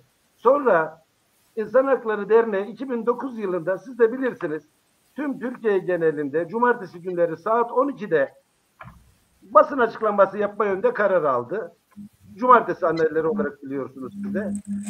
Akabinde Ayhan Çarkın diye bir özel harekatçı çıktı bir itirafta bulundu. İşte o dönem bizce faili belli, faili meçhul cinayetleri ne şekilde ise işlendiğini nokta atışı yapacak şekilde işte Faik Candan şuradan kaçırıldı, şuraya götürüldü, şurada öldürüldü. Medetser işte Yusuf Ziya II şu şekilde. Böyle yer ve saat belirterek açıklama yaptı. Bunun akabinde Ankara Cumhuriyet Savcılığı nezdinde soruşturma başlatıldı. Ankara Cumhuriyet Savcılığı'nın 2013'e 88 hazırlık numarası dosyası ile ifadeler alındı. Gerekli tahkikatlar yapıldı. Savcıyla birkaç kere Hakan Yüksel diye bir savcı yürütüyordu soruşturmayı. Savcıyla birkaç kere ben de görüştüm. Ve akabinde dava açıldı. Ankara bir Ağır Ceza Mahkemesi'ne. Biz avukatlar olarak duruşmaya gittiğimizde şöyle bir senaryoyla karşılaştık. Daha hukukçular bilir. İlk celse iddianame okunur. İddianame okunduktan sonra delillerin toplanmasına geçilir. Daha birinci celse Cumhuriyet Savcısı ben dedi mütalama açıklıyorum. Yani dosyayı bitiriyorum demek istiyor. Tüm sanıkların beraatine ve Ayhan Çarkın'la ilgili olarak suç isnadından dolayı suç duyurusunda bulunulmasına şeklinde bir mütalada bulundu. Tabii avukatlar biz buna tepki gösterdik. Ya daha dosyada iddianame okunmadı. Daha deliller toplanmadı. Daha deliller değerlendirilmedi. Siz nasıl böyle bir şey yaparsınız? Siz bizce tarafsız değilsiniz. Tarafsızlığınızı kaybettiğiniz yönünde bizim şeylerimiz oldu. Bizim tepkilerimiz oldu. Yargılama yapıldı. Yargılamada daha önce senaryosu yapılmış bir tiyatro oynandı sanki. Şimdi yargılamada suç örgütü kurmak ve bu suç örgütü faaliyeti çerçevesinde cinayetlerin işlenmesinden dolayı dava açıldı. Şimdi bu çok önemli bir iddia. Suç örgütü kurulması ve suç örgütünün faaliyeti çerçevesinde insanların cinayet işlenmesi çok önemli bir iddiadır. Bu iddiayla Türk yargısı mahkemesi önüne çıkan insanların %90'ı tutuklanır. Eğer böyle bir örgütle, eğer böyle bir cinayetten kaynaklı olarak dava açılmış ise tutuklanır. Haydi tutuklanmadı diyelim, adli kontrol verilir. Nedir? Bu haftanın belli günleri imza atmak, yurt dışına çıkmak şeklinde. Ama bizim ne acıdır ki bizim mahkememizde sanıklar dinlendi. Sanıklara doğru düzgün sorgulama yapamadık. Sanıklar dinlendi ve duruşmadan variste tutuldular. Duruşmadan variste tutulmak şu: artık isterseniz duruşmalara gelmeyebilirsiniz. Gelmeyebilirsiniz. Bu insanlar tabii ki bu ödülü aldılar ve bir daha duruşmalara gelmediler. Mahkeme bazı safahatler geçirdi ve akabinde tüm sanıkların beraati yönünde karar verdi. Tarafımızca bu dosya isnafa taşındı. Yani itiraz ettik. İtiraz ettikten sonra isnaf gerekli tahkikatı yaptı. Dosyayı bozdu. Yani burada hukuka aykırılık var diye dosyayı bozdu. Neydi hukuka aykırılıkları? İşte kimi sanıkların ifadesi alınmamıştı. Ayhan Çarkı'nın ifadeleri değerlendirilmemişti. Artı cinayetlerde kullanılan silahlarla ilişkin mermilerin balistiği yapılmamıştı. Bunların yapılması gerekirdi. Ve başka sebeplerden dosya bozuldu. Dosya bozulup yerel mahkemeye geldiğinde yerel mahkeme hakimi şöyle bir tutanağa şöyle bir ifade geçti. Şunu söyledi. İşte dedi bizce dedi bizim verdiğimiz karar dört dörtlüktür. Yerindedir ama ne acı ki bizim isnaf kararına karşı direnme diye bir hukuk müessesemiz yok. Böyle bir hukuk müessesemiz olsa ben direneceğim, beraatimi yine vereceğim. Ama isnaf kararına uymak zorundayım. Onların duruşmalarında bozma gerekçelerine madde düzenledikleri düzenledikleri bentleri yargılamada göz önünde bulunduracağım. Nitekim işte ifadesi alınmayan sanığı aldı. İşte başka şeyleri aldı. Şimdi yargılamada dosya eğer istinaftan bozulmuş gelmiş ise bu bozma ilamının sanıkların yüzüne karşı okunması gerekir. Ve katılan vekillerine sanıkları sorgulama hakkı verilmesi gerekir. Bizim meslektaşlarımızın hepsi tüm sanıklarla ilgili olarak verilen duruşmalardan variste tutulma yönündeki kararın kaldırılmasını istedik. Ama mahkemenin tüm mesela savunmanın genişletilmesi taleplerimiz hangi taleple gidiyorsak gidelim gereği düşünüldüğü taleplerin reddine hiçbir talebimiz göz önünde bulundurulmuyor. İşte dosya şu anda tekrar yeniden karar aşamasına geldi ve son duruşmada dosyanın geçirdiği safahat göz önünde bulundurularak tekrar savcının mütalaa vermesi istendi. Şimdi savcı mütalaa verecek, tekrar dosya kararı çıkacak. Faykabı'nın dosyası bu şekilde gidiyor. Murat abiyle ilgili olarak da bir iki şey anlatmak istiyorum. Kısa süreyi arkadaşlara saygısızlık olmamak adına 2 dakika.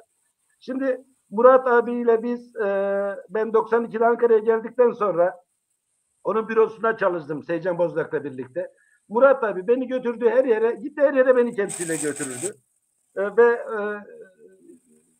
benimle de her şeyi paylaşırdı. Bir sırdaşıydım, konuşurduk falan. hep özleminin şu olduğunu söylüyordu. Bir gün inşallah tüm Kürdistan özgürleşecek. Ben tüm sevdiklerimi alıp onlarla birlikte Kürdistan'ın her bölgesini gezeceğim şeklinde bir özlemi vardı ve bunu dile getirmekten çekinmiyordu. Kendisi 3 yıla yakın cezaevinde yattı. Kulu SODEP ilçe başkanlığı akabinde SHP'den 1. bölge Konya milletvekili adaylığı oldu. Sonra Adana'dan milletvekili oldu. O süreçte biz gittik. Onun seçim sürecinde bulunduk. Murat abi hayatı boyunca düşündüğü gibi yaşayan bir insan oldu. Hiçbir zaman fikirlerinden taviz vermedi ve bu düşündükleri uğruna cezaevine girmeyi de göze aldı. Kendisini ve Faik abi çok büyük bir özlemle anıyor. Teşekkür ederiz Sayın Türker Can'dan bu açıklamalarınız için. Zaman olursa tekrar konuşuruz. Olur. Sayın Rejiden Hacı Mehmet Bozdağ tekrar ekrana almasını rica edeyim. Bu sefer herhalde ses düzelmiştir. Hacı Mehmet Khirati dengete he? Ez dengete bize merhaba. Amci dengete yüzünü. Cara gadım Khirati. از دزانم تو چخا ترکی کم از دیساجی کرمانجه دوام کم تو هلبت پریز مراد بوزاق و اون طبب شغلین فایخ نزانم از تخازم او که مافیا خفتنه بدم تا و کرم که تو کجان زمانی خیفادت کی باید زمان دک. Öncelikle hem sizleri hem izleyenleri hem oradaki konukları saygıyla sevgiyle selamlıyorum. Tabii Faik Eval'in şahsında, Murat abinin şahsında tüm değerlerimizi gerçekten sevgiyle anıyoruz. Onları özlemle anıyoruz. Çünkü yerleri hakikaten dolmuyor. Çünkü o süreci birçoğumuz biliyoruz ama genç arkadaşlarımız belki o süreci çok iyi bilmeyebilir. O süreçte yani Murat abi başta olmak, ben Faik yoldaşımla çok birebir çalışma imkanım olmadı. Yani o yüzden gıyabımızda birbirimizi çok iyi tanıyorduk ama ortak bir çalışma alanında denk gelmediğimiz için Faik yoldaş hakkında çok bir şey söyleme şansım yok. İşte anlatılanları biliyorum, yazılanları biliyorum önce. Ama gerçekten bizim bölgemiz aslında öncü arkadaşlarımızdan birisiydi. Aktifti.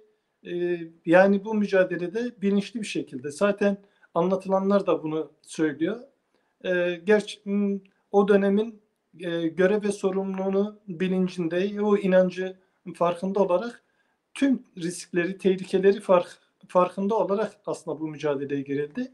Çünkü bu mücadelede biz biliyorduk ki faili meşhur cinayetler işleniyor. Biz biliyorduk ki işkenceler var. Biz biliyorduk ki cezaevleri var. Biz biliyorduk ki şehadete erişmeler var. Bunlardan her an bize de olması olasılığı vardı. Çünkü ama şundan da vazgeçmedi. Özellikle Murat abiyle çalıştığımız dönemde gerçekten Murat abi yani o kararlı duruşu, o hepimize verdiği güven hem sadece yani o coşkuyu, o güvenin ötesinde birebir hem hemşeri olmanın da getirdiği, çünkü Murat abi şunu ısrarla bana kendisi çok ifade ediyordu.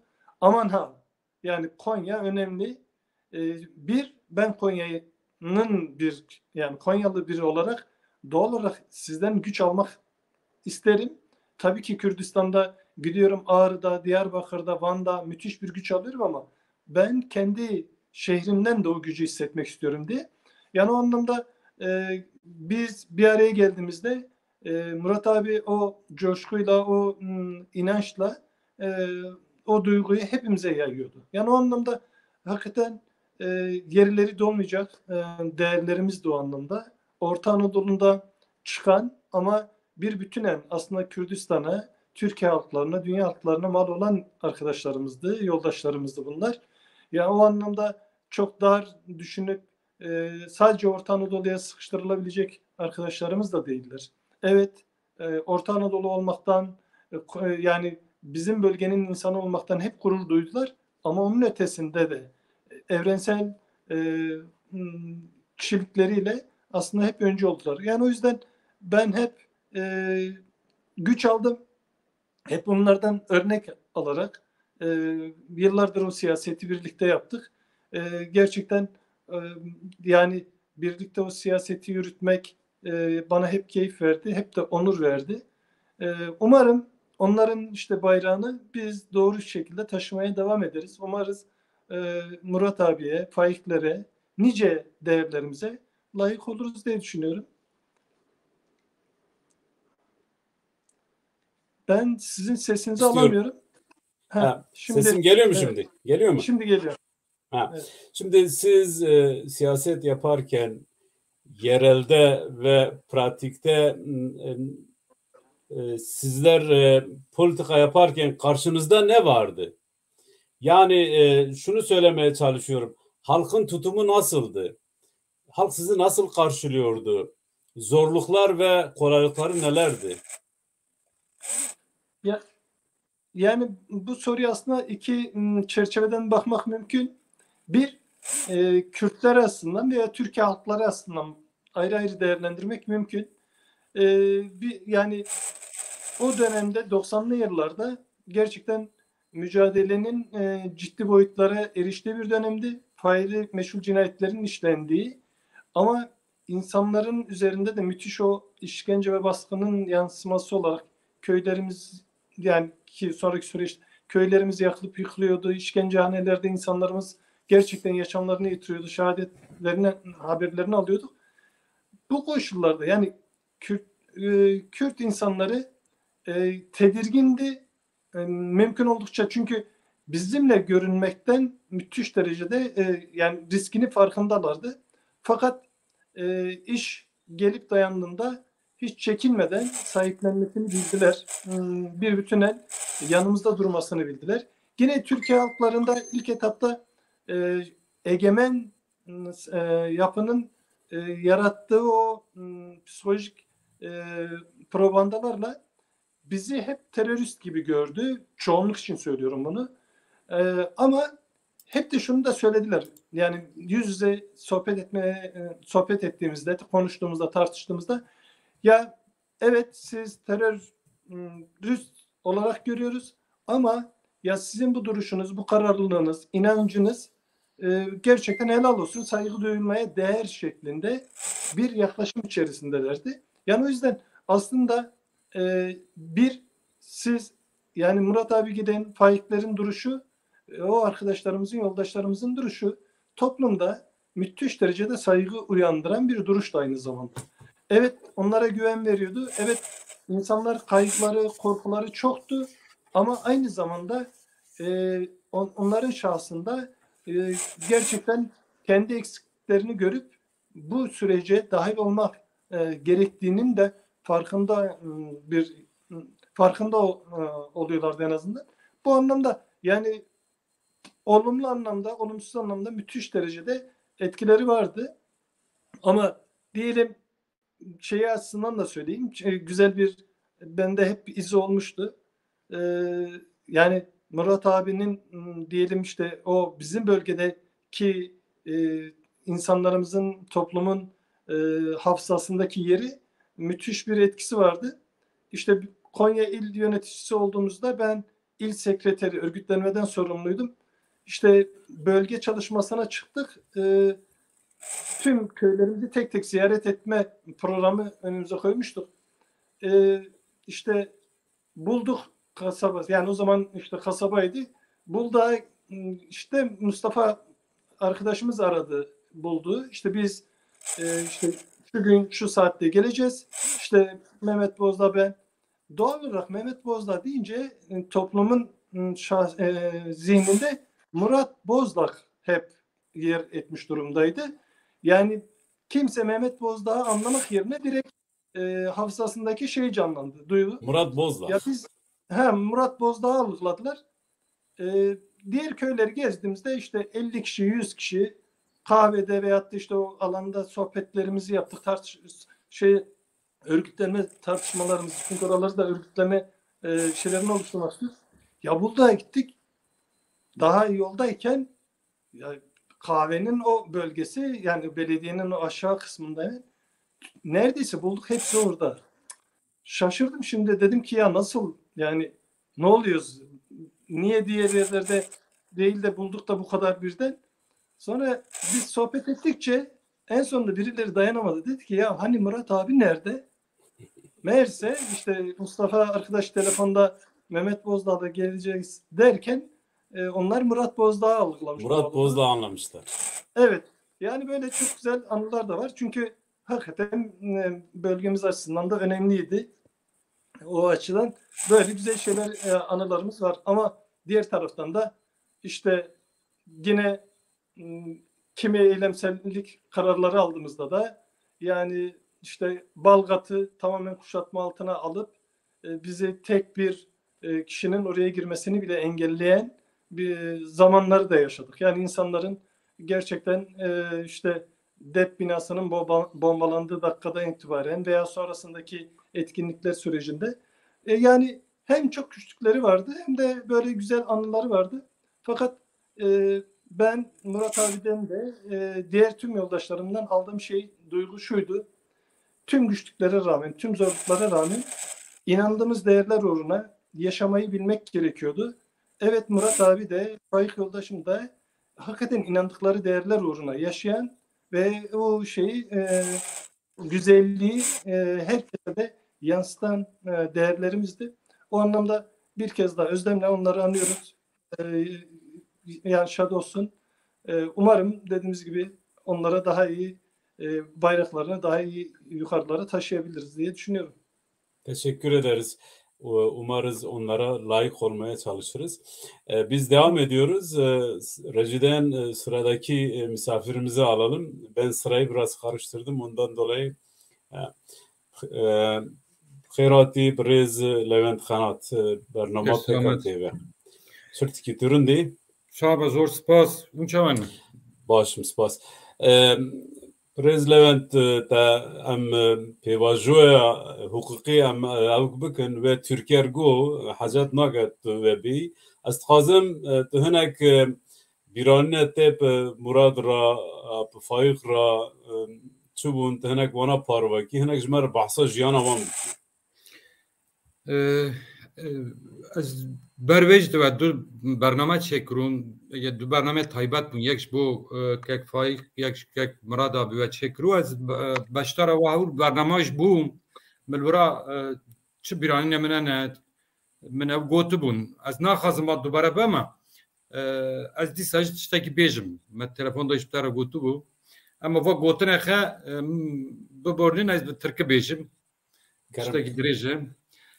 Öncelikle Murat abi de Faik abi de ikisini de saygıyla, hürmetle anıyorum. İkisi de bizim için çok kıymetli, çok değerli insanlardı. Uzun sürede beraber çalıştık veya onların yanında çalışmaya çalıştım daha doğrusu. Onlardan bir sürü şey öğrenmeye çalıştım. Öncelikle Murat abi benim açımdan şöyle bir insandı. Yani hayatını, mücadelesine, inandığı değerlerine adamış bir insandı. Bunu pratiğiyle çok net gösteren bir insandı. Başarılı bir avukattı. Avukatlıktan da ekonomik anlamda da bir sürü kazancı olmuştu. Daha da büyük güçlenebilirdi. Başka işler de yapabilirdi. Ama bunların hepsini bir kenara itti. Onun için asıl önemli olan Kürtlerin yok sayılan kimliği, Kürtlerin yok sayılan haklarına dair mücadele etmek. Yani avukatlığın insana açtığı daha refah dolu kapıların hepsine sırtını döndü. O bu alanda mücadele etmeyi seçti. Ve Orta Anadolu Kürtleri açısından da belki legal siyasette, Kürdü legal siyasetteki ilk ve en önemli figürdür. Onun öncesinde 90-80 öncesinde yasal olmayan Kürt siyasal hareketlerinde Orta Anadolu Kürtlerinden vardı birileri. Bildiğim kadarıyla vardı. Bir takım insanlar mücadele ediyordu ama legal siyasette özellikle 80'den sonra daha çok CHP öncülüğü veya CHP gibi partilerde mücadele ediyordu. Ama legal Kürt siyaseti başladığında Murat abi ilk ve önemli bir aktördür. Daha önceki programda da söylemiştim. 90'da işte o dönemki SHP'den kopuş başladığında TEP'in kuruluş sürecinde Murat abinin bürosu, Sığıye'deki bürosu, avukatlık bürosu o partinin üst düzey yöneticilerinin toplanma mekanıydı. Daha sonra Kürdi siyasetle ilgilenen insanların çok sayıda ismini duyduğu, tanıdığı bir sürü insanı ben de orada gördüm. Murat Amin'in ofisinde gördüm.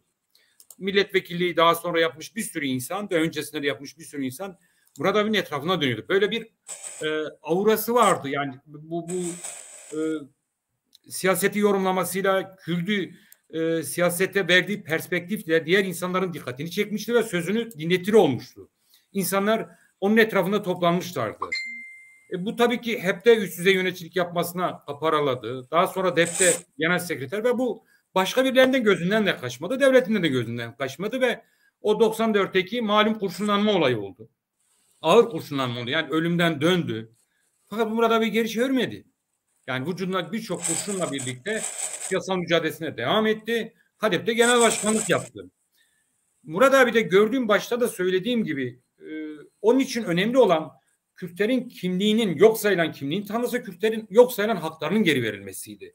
Çok böyle farklı siyasal anlayışlara angaje olan bir insan değildi. Onun meselesi Kürtlerin haklarıydı. Bunu çok önemsiyordu. Cezaevinde kaldığı dönemlerde de bu konudaki direngenliğini çok net gördüm. Hem Elmadağ cezaevinde kaldı bir süre hem de Güdül cezaevinde.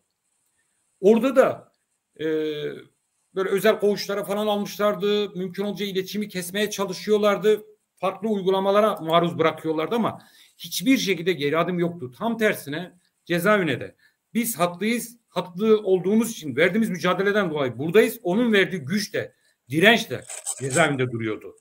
Ve bir gün hani o sürecin de sona ereceğini, o kurşunlardan nasıl kurtulduysa buradan da kurtulacağını, çünkü haklı olduğunu, haklı olan kazanacaktır. Yani bu Murat abi de çok belirgindi.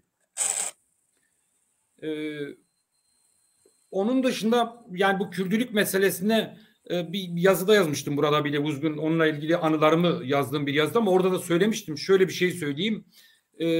Bir Güney Kürdistan'a gitmişti. Yani partiden bir grup, içinde Murat abinin de olduğu bir ekiple Güney Kürdistan'a bir siyasal görüşmelere gitmişlerdi.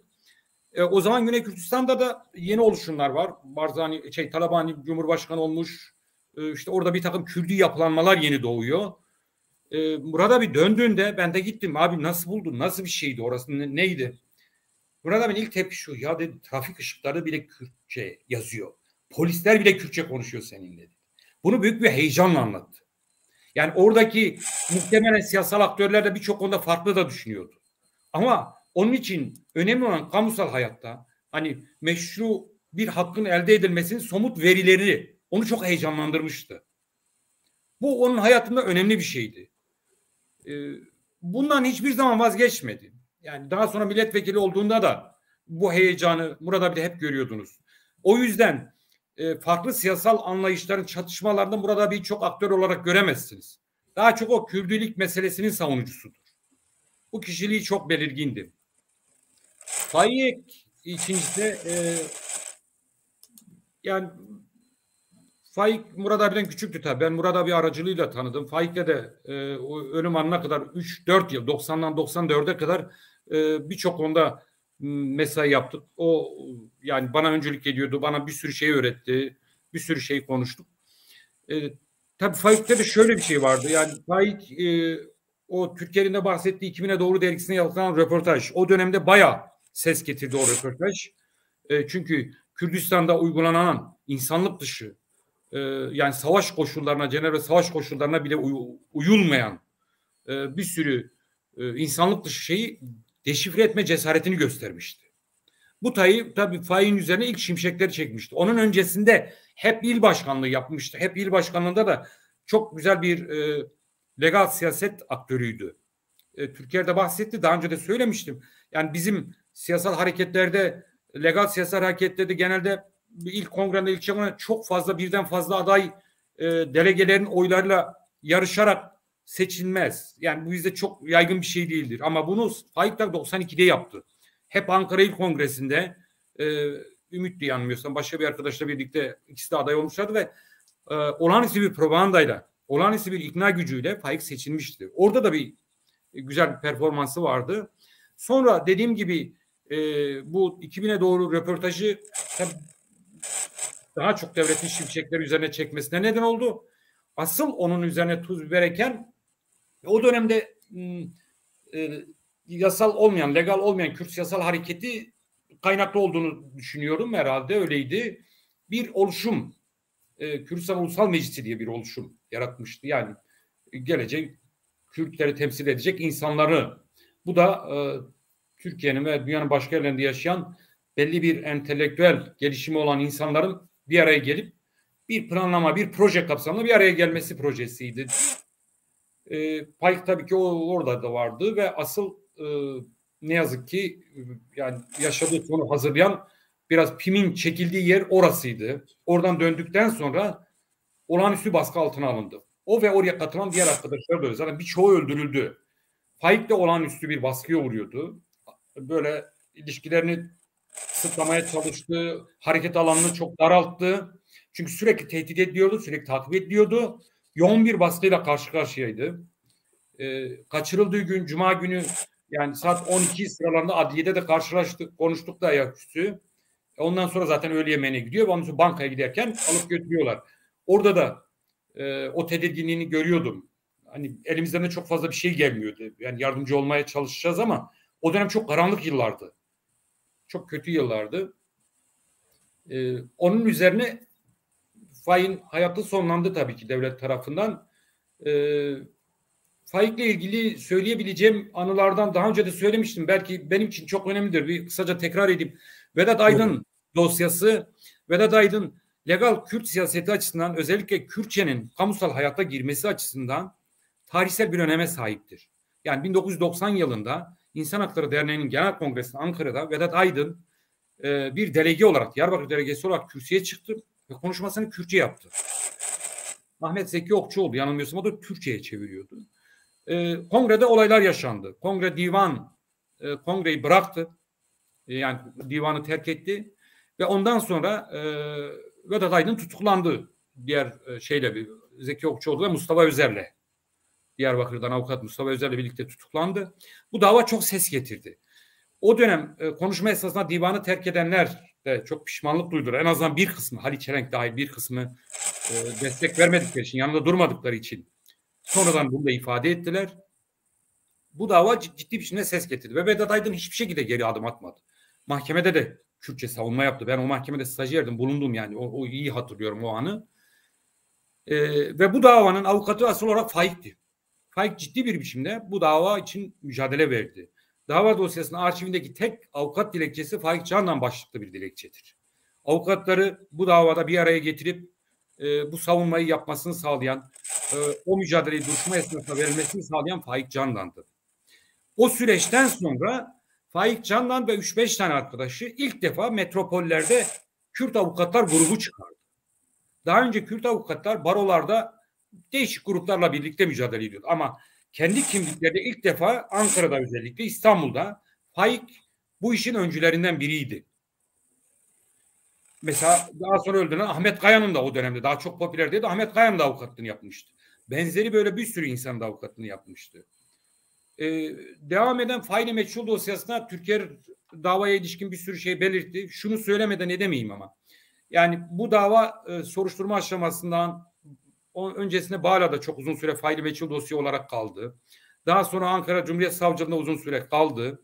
Daha sonra da dava açtı. Ben baştan beri hani davadan çok bir olumlu sonuç çıkacağını düşünenlerden değildim.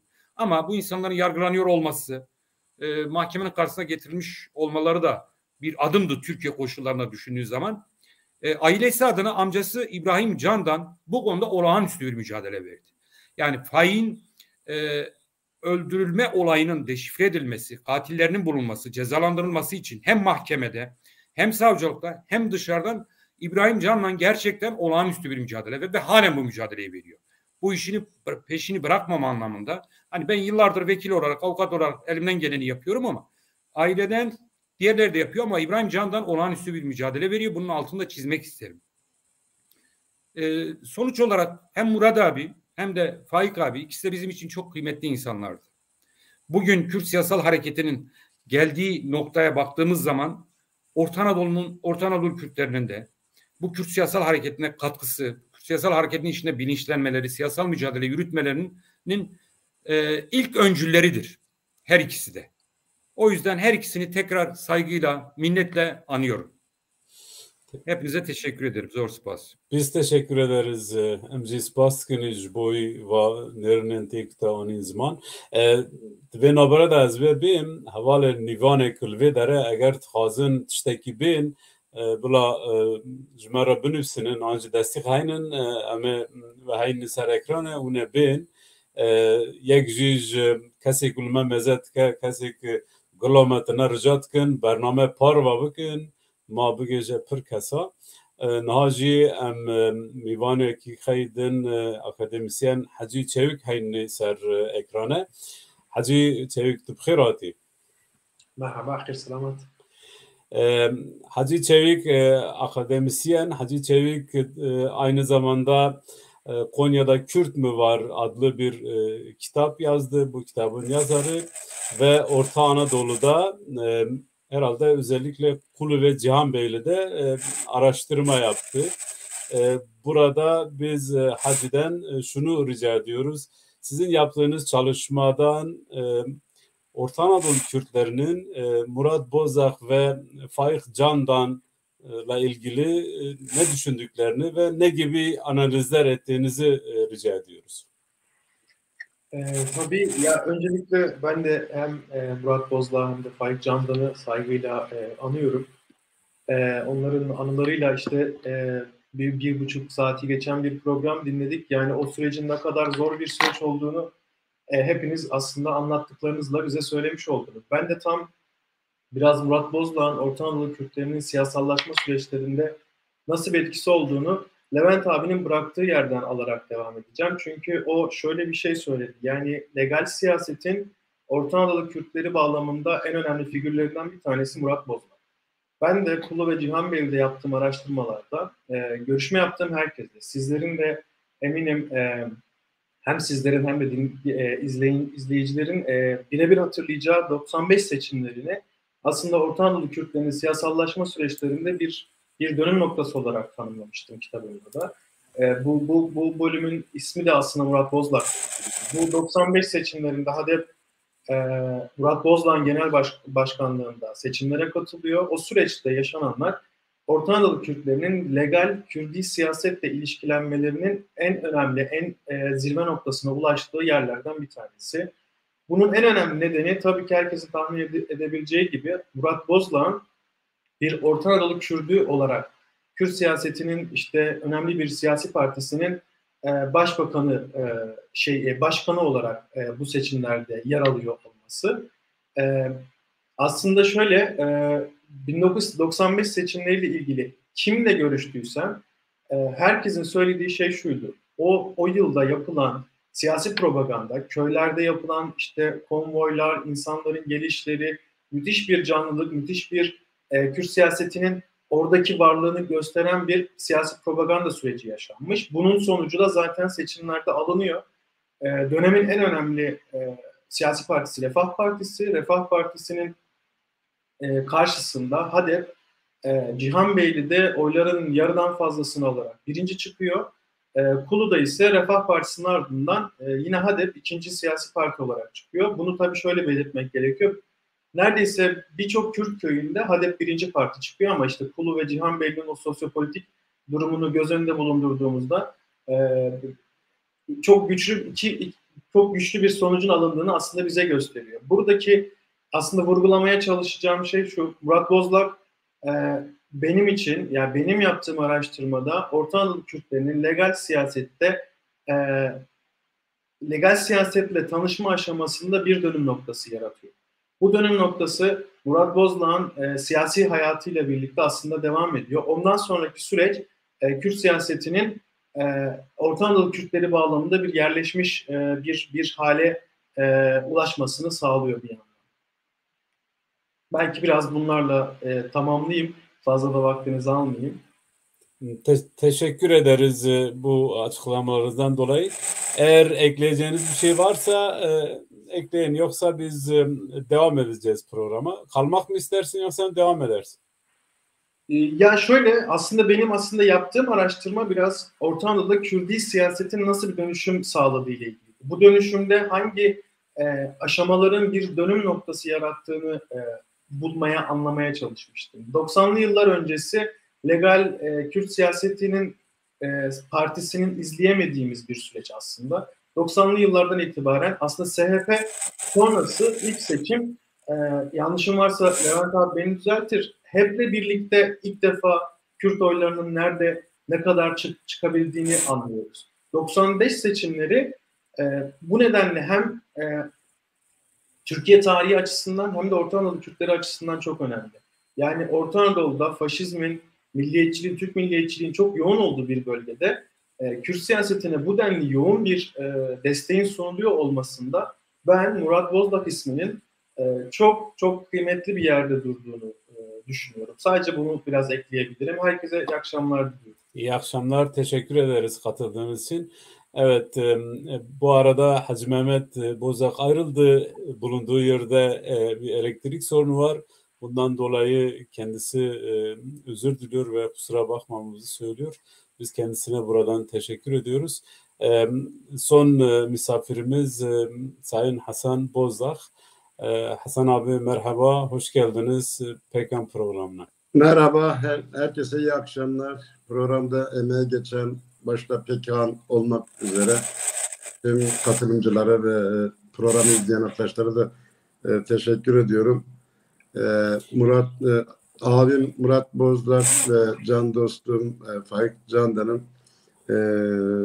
Candan'ı saygıyla, sevgiyle, özlemle ve minnetle anıyorum. Ben çok kısa tutmaya çalışacağım. Biraz Murat Bozlak abimden bahsedeyim. Daha sonra Faik arkadaşa değineyim. Murat Bozlak yaşamı Kürt siyasal tarihinin kısa bir özeti gibi. 40 yıllık siyasal mücadelesi, 12 Eylül sonrası 12 Eylül sonrası Kürtler kendilerini SODEP'te örgütlemeye çalıştılar. O işin içindeydi. Kurucu üye olarak katıldı. Daha sonra adı neydi bilmiyorum, SHP miydi o dönem, aday oldu. 1987 yılında Konya Kolu Cihanbeyli'de çok müthiş bir Kürdi rüzgar esti. Daha sonra da yeni oluşum toplantıları, HEP'in kuruluşu derken devam etti siyasal mücadeleye.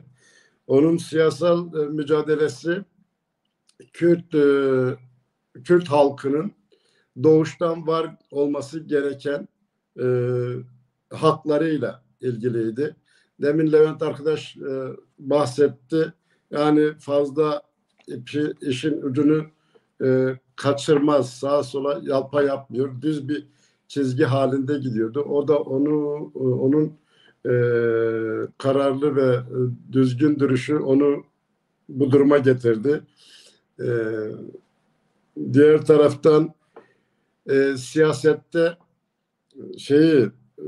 Orta Anadolu Kürtleri için önemli bir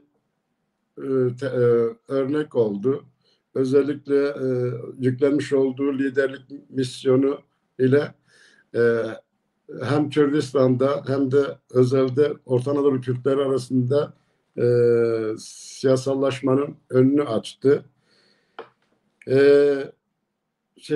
Siyaset yaparken biz beraber büyüdük.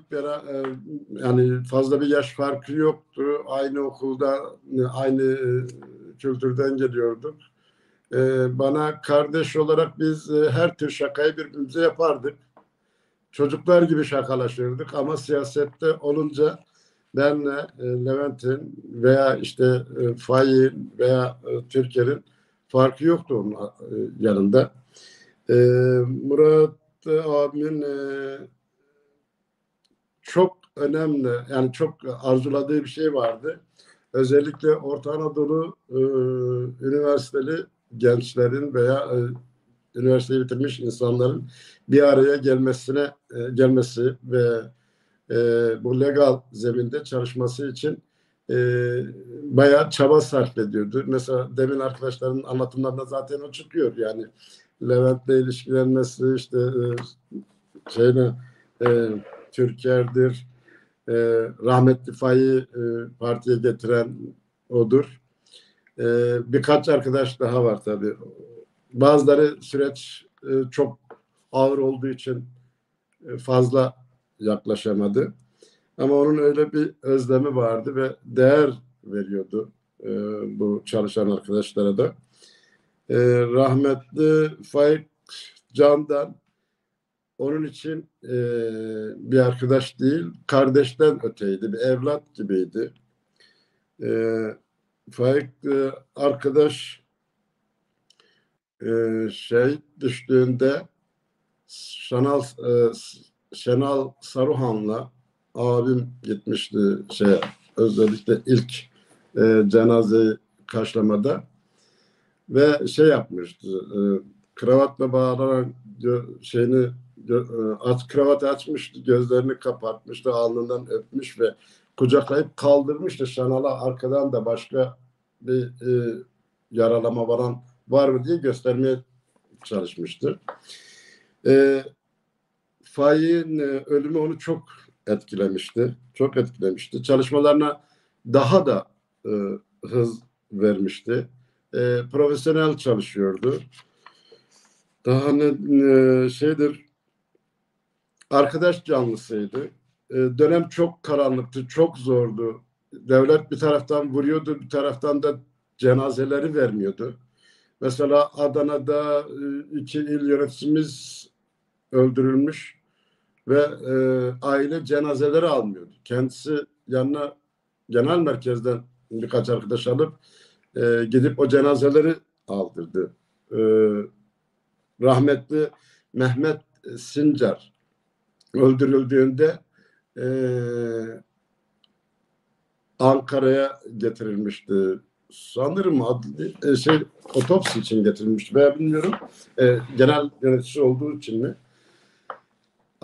O gün mesela Ankara'ya bütün il ve ilçe örgütlerini gelmesini sağlamıştı. Her yere haber vermişti. O gün işte Ankara'nın o sokakları bilir, katılanlar bilir. 10 binlerce insan o cenazeyle birlikte ite kaka polisle göğüs göğüse mücadele ede gerekli prosedürler ve törenler yapıldıktan sonra Kürdistan'a gönderildi. Yine Kulu Cihan Beyli tabii genele çalışıyordu ama Kulu Cihan Beyli çok önemliydi. 2014 seçimlerinde, belediye seçimlerinde Kulu ve Cihan Beyli'de adaylarımız vardı.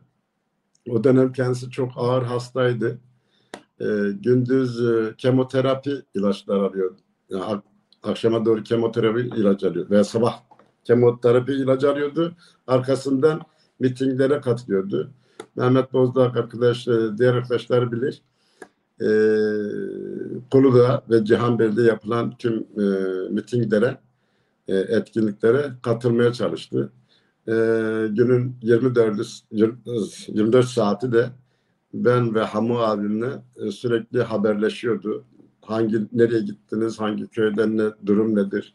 Şurada falanca adaya uğradınız mı? Böyle. Onun için çok önemliydi. Kulu ve Cihanbeyli'de belediyeyi kazanmak Türkiye'ye verilecek en büyük verilecek en büyük cevaptı. Kürt hareketinin, Kürt sorununun Türkiye'nin en büyük sorunu olduğunu ve bütün sorunların kaynağının Kürt sorunu olduğunu ve sorunun çözüm yerinin Türkiye olduğunu sıkça dile getirirdi. Ve dolayısıyla fazla dışarıda çözümü gitmezdi. Mesela diplomatik çalışmaları fazla yapmıyordu. Yani önemsememeden ziyade çok ağırlık vermiyordu. Ama Türkiye'de en küçük birimde olan bir memurdan veya işte en üst düzey bir memura kadar bulduğu ilk fırsatta Kürt sorununu ve Kürtlerin sahip olması gereken hakların verilmesi için çaba sarf ediyordu. Konuşuyordu, tartışıyordu. Evet, iyi bir babaydı, iyi bir kardeşti. Halk merkezli bir siyaset yürütüyordu. Onun için sonuca gitmekten ziyade halkın güveni daha önemliydi. Mesela Diyarbakır'da halk sokağa dökülmüştü. Yönetici arkadaşlardan birisi toplantı var babından şeye gelmişti, Ankara'ya gelmişti. Ben o toplantıda o arkadaşlar nasıl şey yaptığını şahit oldum. Yani halk meydandayken senin bu toplantıya gelmen gerekmezdi. Orada halkın yanında olman lazım gibisinden çıkışlar olmuştu. Allah rahmet eylesin. Biz onun anısına, onun mirasına layık olmaya çalışacağız. Faik, ben Murat Bozdağ'ın olarak ben söylenmesi gereken. Ahmet ses geliyor mu? Alo. Ses geliyor Hasan abi, devam et. Tamam, ben yani yok, sen kendi kendine konuşmuyorsun, bize konuşuyorsun. Görüntü de gitti, ben dedim bırakıldım, ben kendi kendime konuşuyorum herhalde. Yok konuşmuyorsun, devam et. Rahmetli Murat Bozdağ'ın sıkça tekrar ettiği bir şey vardı. Orta Anadolu Kürtleri için diyordu ki Orta Anadolu Kürtleri asimilasyonla bir halkın yok edilemeyeceğinin ispatıdır. Bunu sıkça dile getiriyordu ve öldükten sonra biz de mezarına bu ibareyi, cümleyi yazdırdık. Yine hastalığı sırasında hastalığın durumun farkındaydı ama bizleri üzmeme adına çok şey paylaşmıyordu. Herkes parça parça şeyler biliyordu ama yüksek sesle şey yapmıyordu, düşünemiyordu. En son İstanbul'da bir hastanedeyken ben gittim doktoruyla görüştüm. Doktor yani fazla şey değil. Ben geldim kendisine, dedim nedir, niye buraya geldin abi? Yani adamın ümit tüccarı olduğunu biliyorum ama ne yapayım, başka çare yoktu. Gideceğim dedi, Ankara'ya gideceğim dedi. Ertesi gün toplandı, gitti. Şey yapmadı mesela, devlet töreni istemedi ölürken. Bunlar küçük şeyler ama önemli şeyler. Rahmetli Faik arkadaş, Murat'la Faik'in ortak yönleri, girdiği her ortamda kendilerini belli ederlerdi, hissettirirlerdi, dinletirlerdi. İkna kabiliyetleri çok fazlaydı. Faik arkadaş en son 3 hafta öncesinden biz görüşmüştük. En son görüşmemiz şehadetinden 3 hafta öncesiydi. Konuda bir davaya gelmişti. Orada görüştük. Ortam çok şeydi. Kendi üzerinde sıkıntılar da vardı. Biliyordu. Şey dedi, bir gün ölümle itiraf arasında bir tercihe zorlanırsam ölümü seçerim demişti. Nitekim şehadetinde de bu durum ortaya çıktı.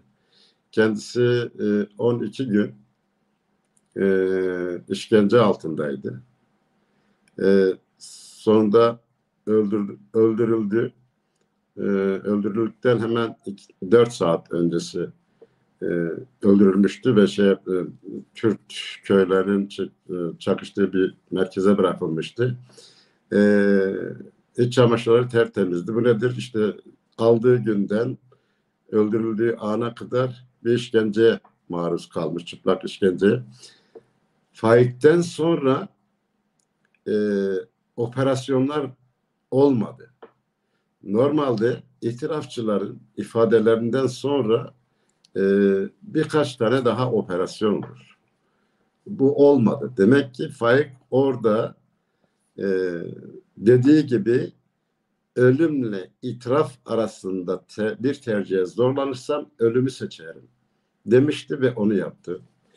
İkisine de Allah'tan rahmet diliyorum. Saygıyla, sevgiyle, özlemle anıyoruz. Herkese iyi akşamlar. Sağ olun.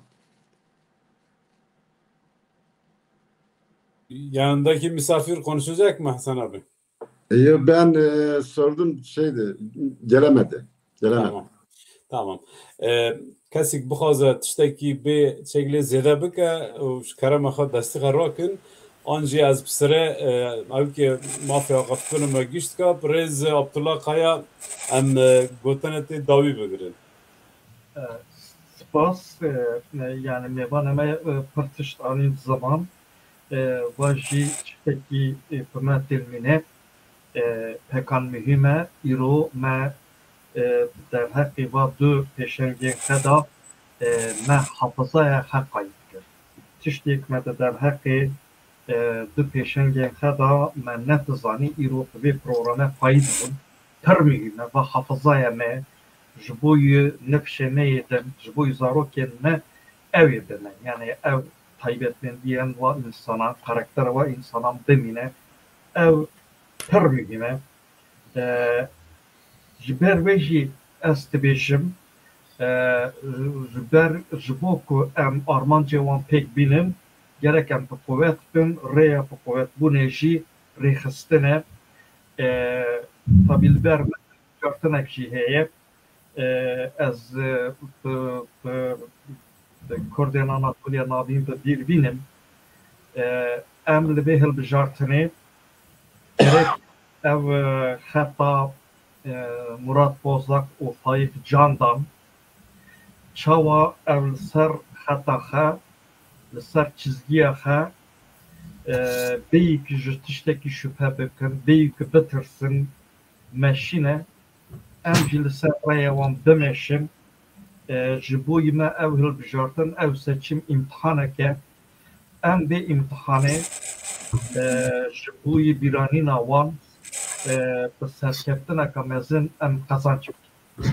Daxwaza min ew e ez dîsa her duyan jî bi rehmet, bi hurmet û bi spasdarî bi minnetdarî bîrtinim. Spas ji we baş. Spas ji te re ji mala te ava. Kek Xalîs abi ez gotinetê dawî tiştekî dilê zêde bikî hêl poşî. Vallahi az gotunak Mret yani bir anımızdır. Ben onu söyleyeyim rahmetli işte İstanbul'da hastaneye yatarken ben ziyaretine gitmiştim. Tabii biraz moral olsun işte biraz da sohbet olsun diye Murat dedim inşallah öbür dönemde de hazırsındır milletvekilliğine. Onu hiç sormayacaksın dedi. Eğer ben halkımdan benim için çalışan o çok üzülüyordu. Çok üzülüyordu. Ben milletvekilliğini gereği kadar yapamadım. Hastalık bana müsaade etmedi. Ve ondan çok üzülüyorum. Yapmam gereken bu değildi. Ben bu halktan utanmasam vallahi dedi bugün istifa ederim. Çünkü gerekeni yapamadım. Hastalık bana müsaade edemedi. Zaten milletvekili olduktan kısa bir sonra olmuştu.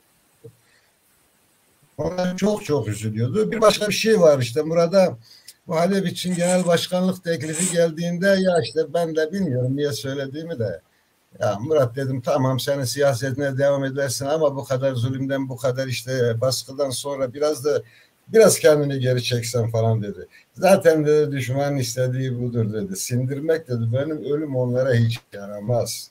Ama halka tamamen bir korku bir sindirmek olarak dedi bizleri dedi. Bize suikast düzenliyorlar. Onlara hizmet etmiş oluruz. Üstelik bu siyasetin zevki ve tadı bir bambaşkadır. Hiç kusura bakmayın ben gene adayım. Ben bu yolda yine yürürüm. Yani biraz olarak söylüyorum. Bunlar kendisinden duymuştum. Diğer taraftan tabii arkadaşlar söylediler. Murat'ın öngörülü, kararlılığı, cesareti, vicdanlığı, işte sorunların tespiti ve çözümü yanında büyük bir mahareti vardı. Allah rahmet eylesin. Faik Candan'a da Allah rahmet eylesin. Topluma iyi bir örnek oldular. Biz de kendileriyle övünüyoruz. Diyeceğimiz de bu kadar. Eğer sorularınız varsa söylerim. Teşekkür ederiz Halis abi. Teşekkür ederiz Halis abi. Rukiye abla Em berva ew ki hatin em di tevakini da serpoşî çi bî çi dilî te de hebe bê. Serpoşî vê çevirano gazaba mê tişavte verano hem benim dalor hemen çubaşıva ne ama güzel bir yolda gitti gurur duyuyoruz. Tabii bir gurur duymuştuk.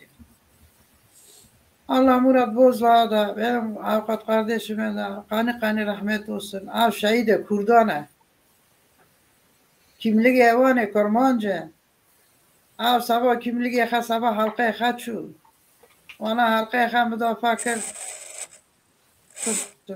şehidim. Çünkü şehide Türkana şehide Kormanca tünene şehide meciyana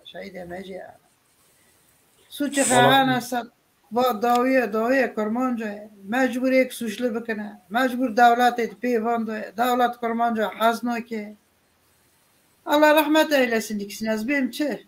Amin. Malata ve eri ev gurre mana ev em bawan serbilindin em evitkin em dixazin em riyawan hing roni bikin. Malata ve Xweşta razûyek hati tava vê bername bûyî te em bînî çi dilî te de hew te merve parva kir. Sağ ol. Xweşta razî be mala te Herhangi bir şey olursa sürekli katılırım. Sağ ol Mate sağ ol. Sürekli. Sağ ol. Hadi iyi akşamlar hepinize. Katılanlara iyi akşamlar dilerim. Herkes iyi olsun. Herkes mutlu olsun. Sağ ol. Şehitlerimize de Allah rahmet dilesin. Sağ ol Allah razı olsun. Sayın Türker ne söylemek istersiniz sonunda? Şimdi son olarak şunu söylemek istiyorum. Biraz önce Levent de söyledi. Vedat Aydın yargılandığında Faik abi duruşmaya katılmıştı. Akabinde Vedat Aydın öldürüldükten sonra cenazesine katıldı. Cenazesinde Faik abi saldırıya maruz kaldı. 4 tane kaburgası kırılacak derecede. Ölümden döndü. Ama hiçbir şekilde mücadelesinden dönmedi. Gerek Murat abinin, gerek Faik abinin hatırası önünde saygıyla eğiliyorum. Kanalınıza da böyle bir program yaptığı için çok teşekkür ediyorum. Var olun diyorum son olarak. Var olun. Teşekkür ederiz. Yani bizim kanal Orta Anadolu Kürtlerin kanalı. Biz o değerleri yaşatmamız ve onları anmamız gerekiyor. Biz görevimizi yaptık. Teşekkür ederiz. Brez Levent, de çi bî davî? Valla Murat abiji Faik şu du agit bun. Birezdar bi hürmet bir tinim bana. Al davi az bejim vay. Spas malata avaj bu beşler bir. Sayın Hacı Çevik ne söylemek istersiniz programın sonunda? Ben de çok kısaca yani aslında 2 saati aşan bir sürede hem ailemin anlattıkları hem de yakın arkadaşlarımın anlattıkları şeyler karanlık bir dönemde zor bir görevi üstlendiler ve birer simge halinde ikisinin de ismini hala bugünlerde saygıyla anıyoruz. İkisinden de öğrendiğimiz, ikisinin de mücadelesinden öğrendiğimiz bütün o bilgilerle şu anda biz de aynı mücadelenin içerisinde yer almaya çalışan bireyler olarak aslında onların açtığı yolu takip etmeye çalışıyoruz. O nedenle ikisini de saygıyla, hürmetle anıyorum. Herkese iyi akşamlar diliyorum. İyi akşamlar dileriz. Katıldığınız için teşekkür ederiz. Sayın Hasan Bozlak. Şimdi arkadaşlar şey yapmıştı, biz bazen karıştırdık Bozlak. Ben şu soruyu sizin için hazırlamıştım ama kısaca cevaplarsanız sevinirim. Siz siyaset yaparken, yerelde politikayla uğraşırken neyle karşılaşıyordunuz ve bugünle karşılaştığınızda kolay mıydı, zor muydu? Şimdi o dönem karanlıktı, zordu ama bizim Orta Anadolu Kürtleri açısından Kürdistanlar bazen bizimle dalga geçiyordu. Diyordu ki sizinkiler acemi. Dayak görmemişler, işkence görmemişler. Sen halka yaklaştığın noktada halk kucağını açıyordu. Mesela konuda benim en önemli, gücüm ilişkide olduğum güç yaşlı kesimlerdi. Bu yaşlı kesimler bizi korumak adına bazen bize diyorlardı ya yapmayın, etmeyin. Gerçekten tehlikeye bile oynuyorsunuz. Ateşle oynuyorsunuz. Ama gündemi müthiş bir şekilde takip ediyorlardı. Televizyon o zaman bugün de öyle, gerçi farkı yok. TRT akşam haber yapıyordu. Şurada 20 gerilayı vurdu, burada işte falanca yeri kırdı, burada bilmem hangi köy yakıldı, yıkıldı falan. Adamların yüreği ağzına geliyordu, oluyordu, acıyorlardı. Ertesi sabah acaba biz illegal bir yolda bir şey duymuşuz babından gelip sabah erkenden kapıda bekliyorlardı. Ya akşam haberleri izledik, ne var ne yok falan. Ben onlara moral olacak şeyler izah etmeye çalışıyordum. Halk, yani ortam bugünkünden biraz daha kötüydü. Ama bugün de, dün de halkla ilişkiye girdikçe güçleniyorsun. Halkla birlikte olduğun müddetçe gelişiyorsun.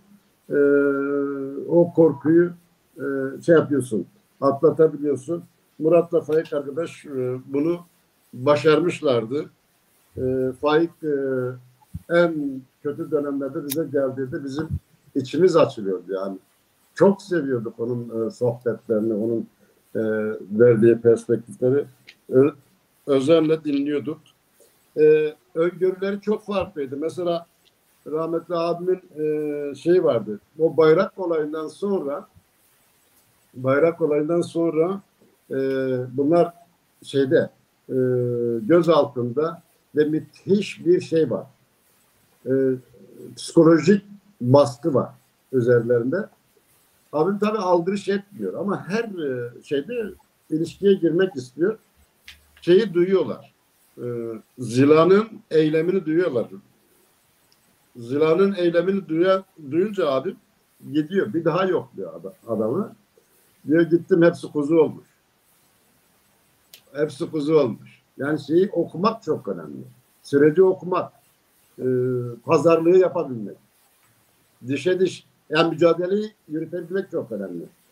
Yine Faik arkadaş mesela ortak özellikleri yaptığı işi layıkıyla yapmış olmalarıydı. Hepimiz biliyoruz. Biz de benden daha iyi biliyor. Türkiye legal siyasetinde en güzel kongreyi Ankara İl Başkanı olarak Faik Candan sundu. 12 Aralık 92'ydi sanırım. Kongre yaptılar. İş bilenin eline geçmişti. Faik o kongreyi yaptı. Herkes hayran kalmıştı. Biz gece yarısına kadar kongreden dönmek istemedik. Kapılar kapanana kadar herkes orada kaldı. Güzel şeyler yaptılar. Biz onların miraslarına layık olmaya çalışacağız. Onlardan öğrendiklerimizi hayata geçirmeye çalışacağız. Yine herkese teşekkür ediyorum. Kendilerini de sevgiyle, saygıyla anıyorum. Allah rahmet eylesin. Anılarımızda sürekli yaşayacaklardır onlar. Sağ olun.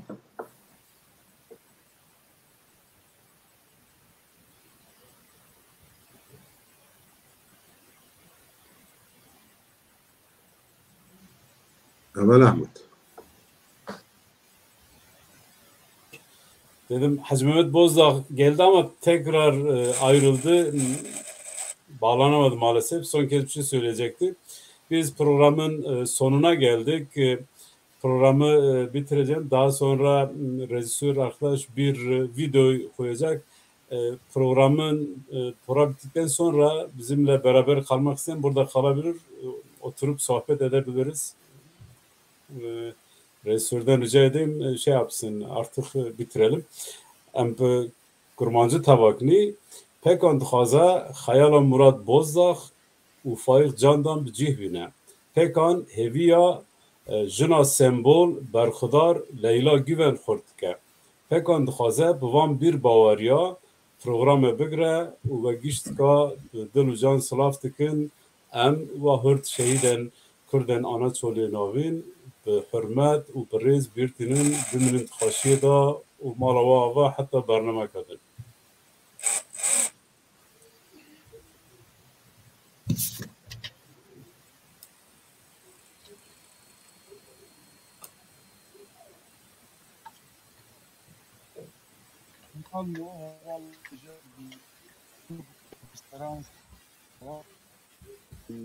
Terörleme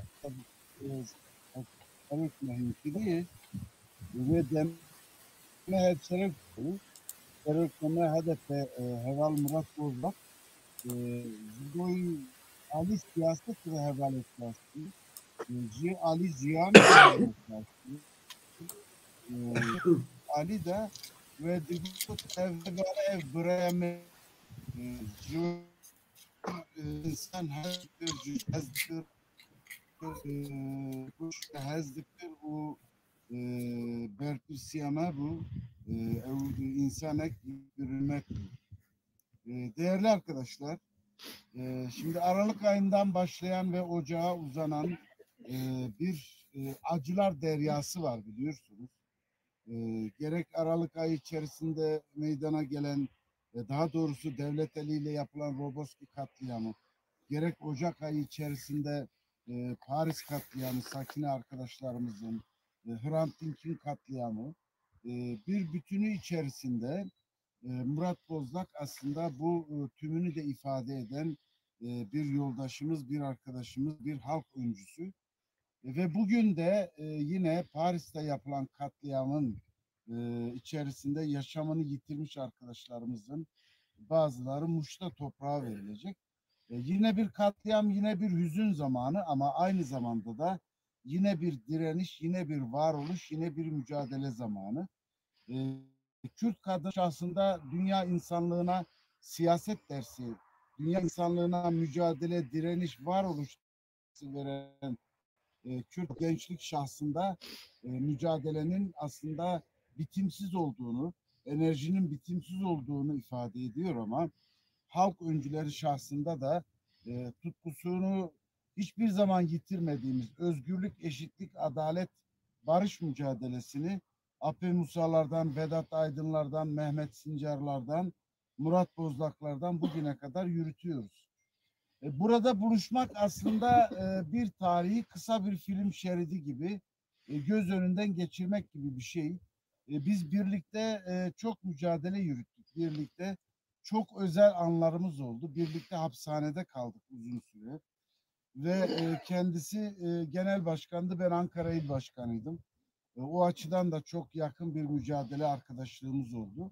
Benim aynı zamanda siyaset ve yaşam anlamında öğretmenim diye kabul ettiğim insanlardan birisi. Orta Anadolu'da bir küçük Kürdistan var arkadaşlar. Aslında Türkiye'nin birçok yerinde. Karadeniz'de bir Kürdistan var. İstanbul'da, Trakya'da, Antalya'da, Ege'de ama en büyük Kürdistan, Kürdistan'ın kendisi tabii ki. Sohbetlerimizde hep şunu söylerdi.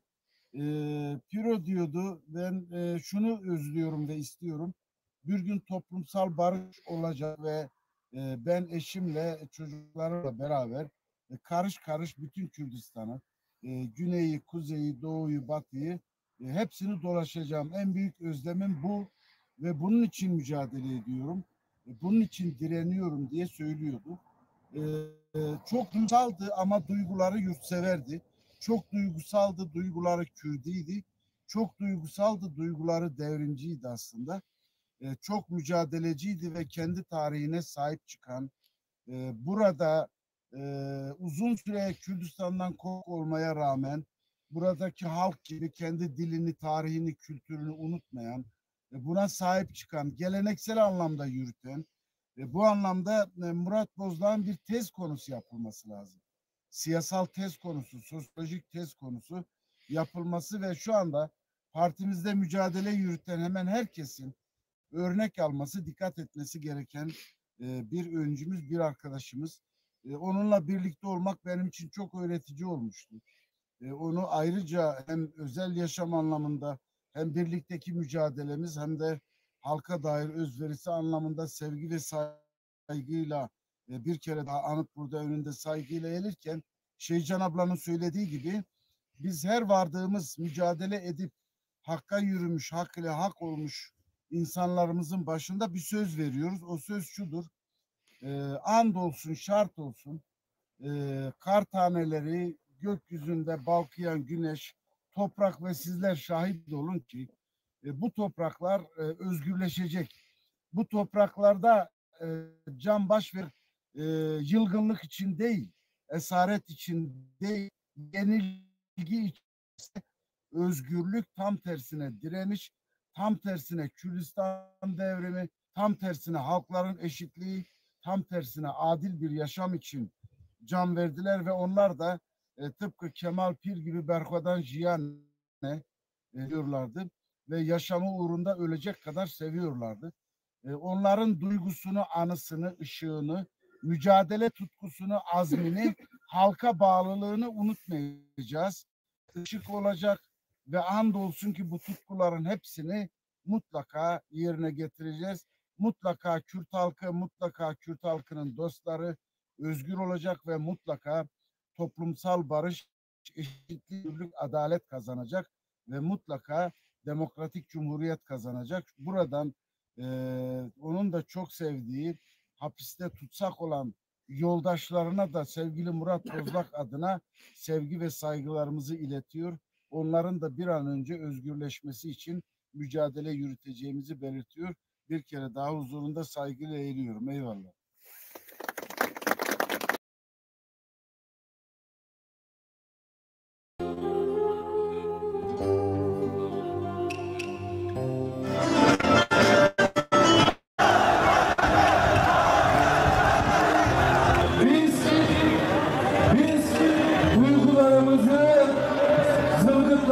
Alkışlarımızla dile getireceğiz.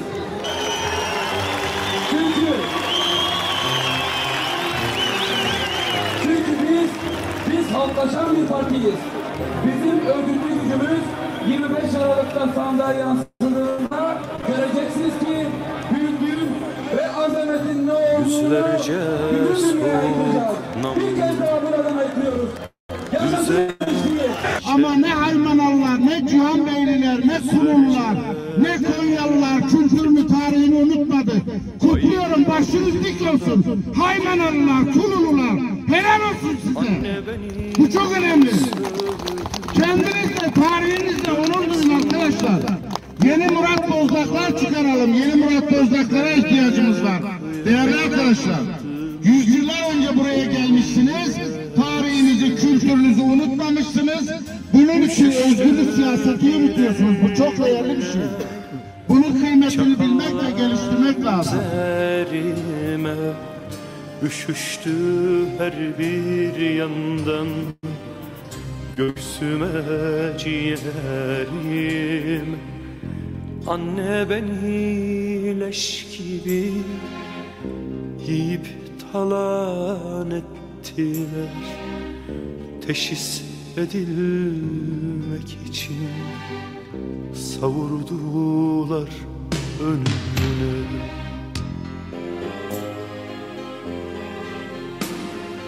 Yeryüzündeki acıların hepsini tattım. Heder oldum, ekmeğime tütün kattım. Beni milyon kere yaktılar üst üste. Bir anka kuşu gibi anne, bir anka kuşu gibi kendimi külümden yarattım.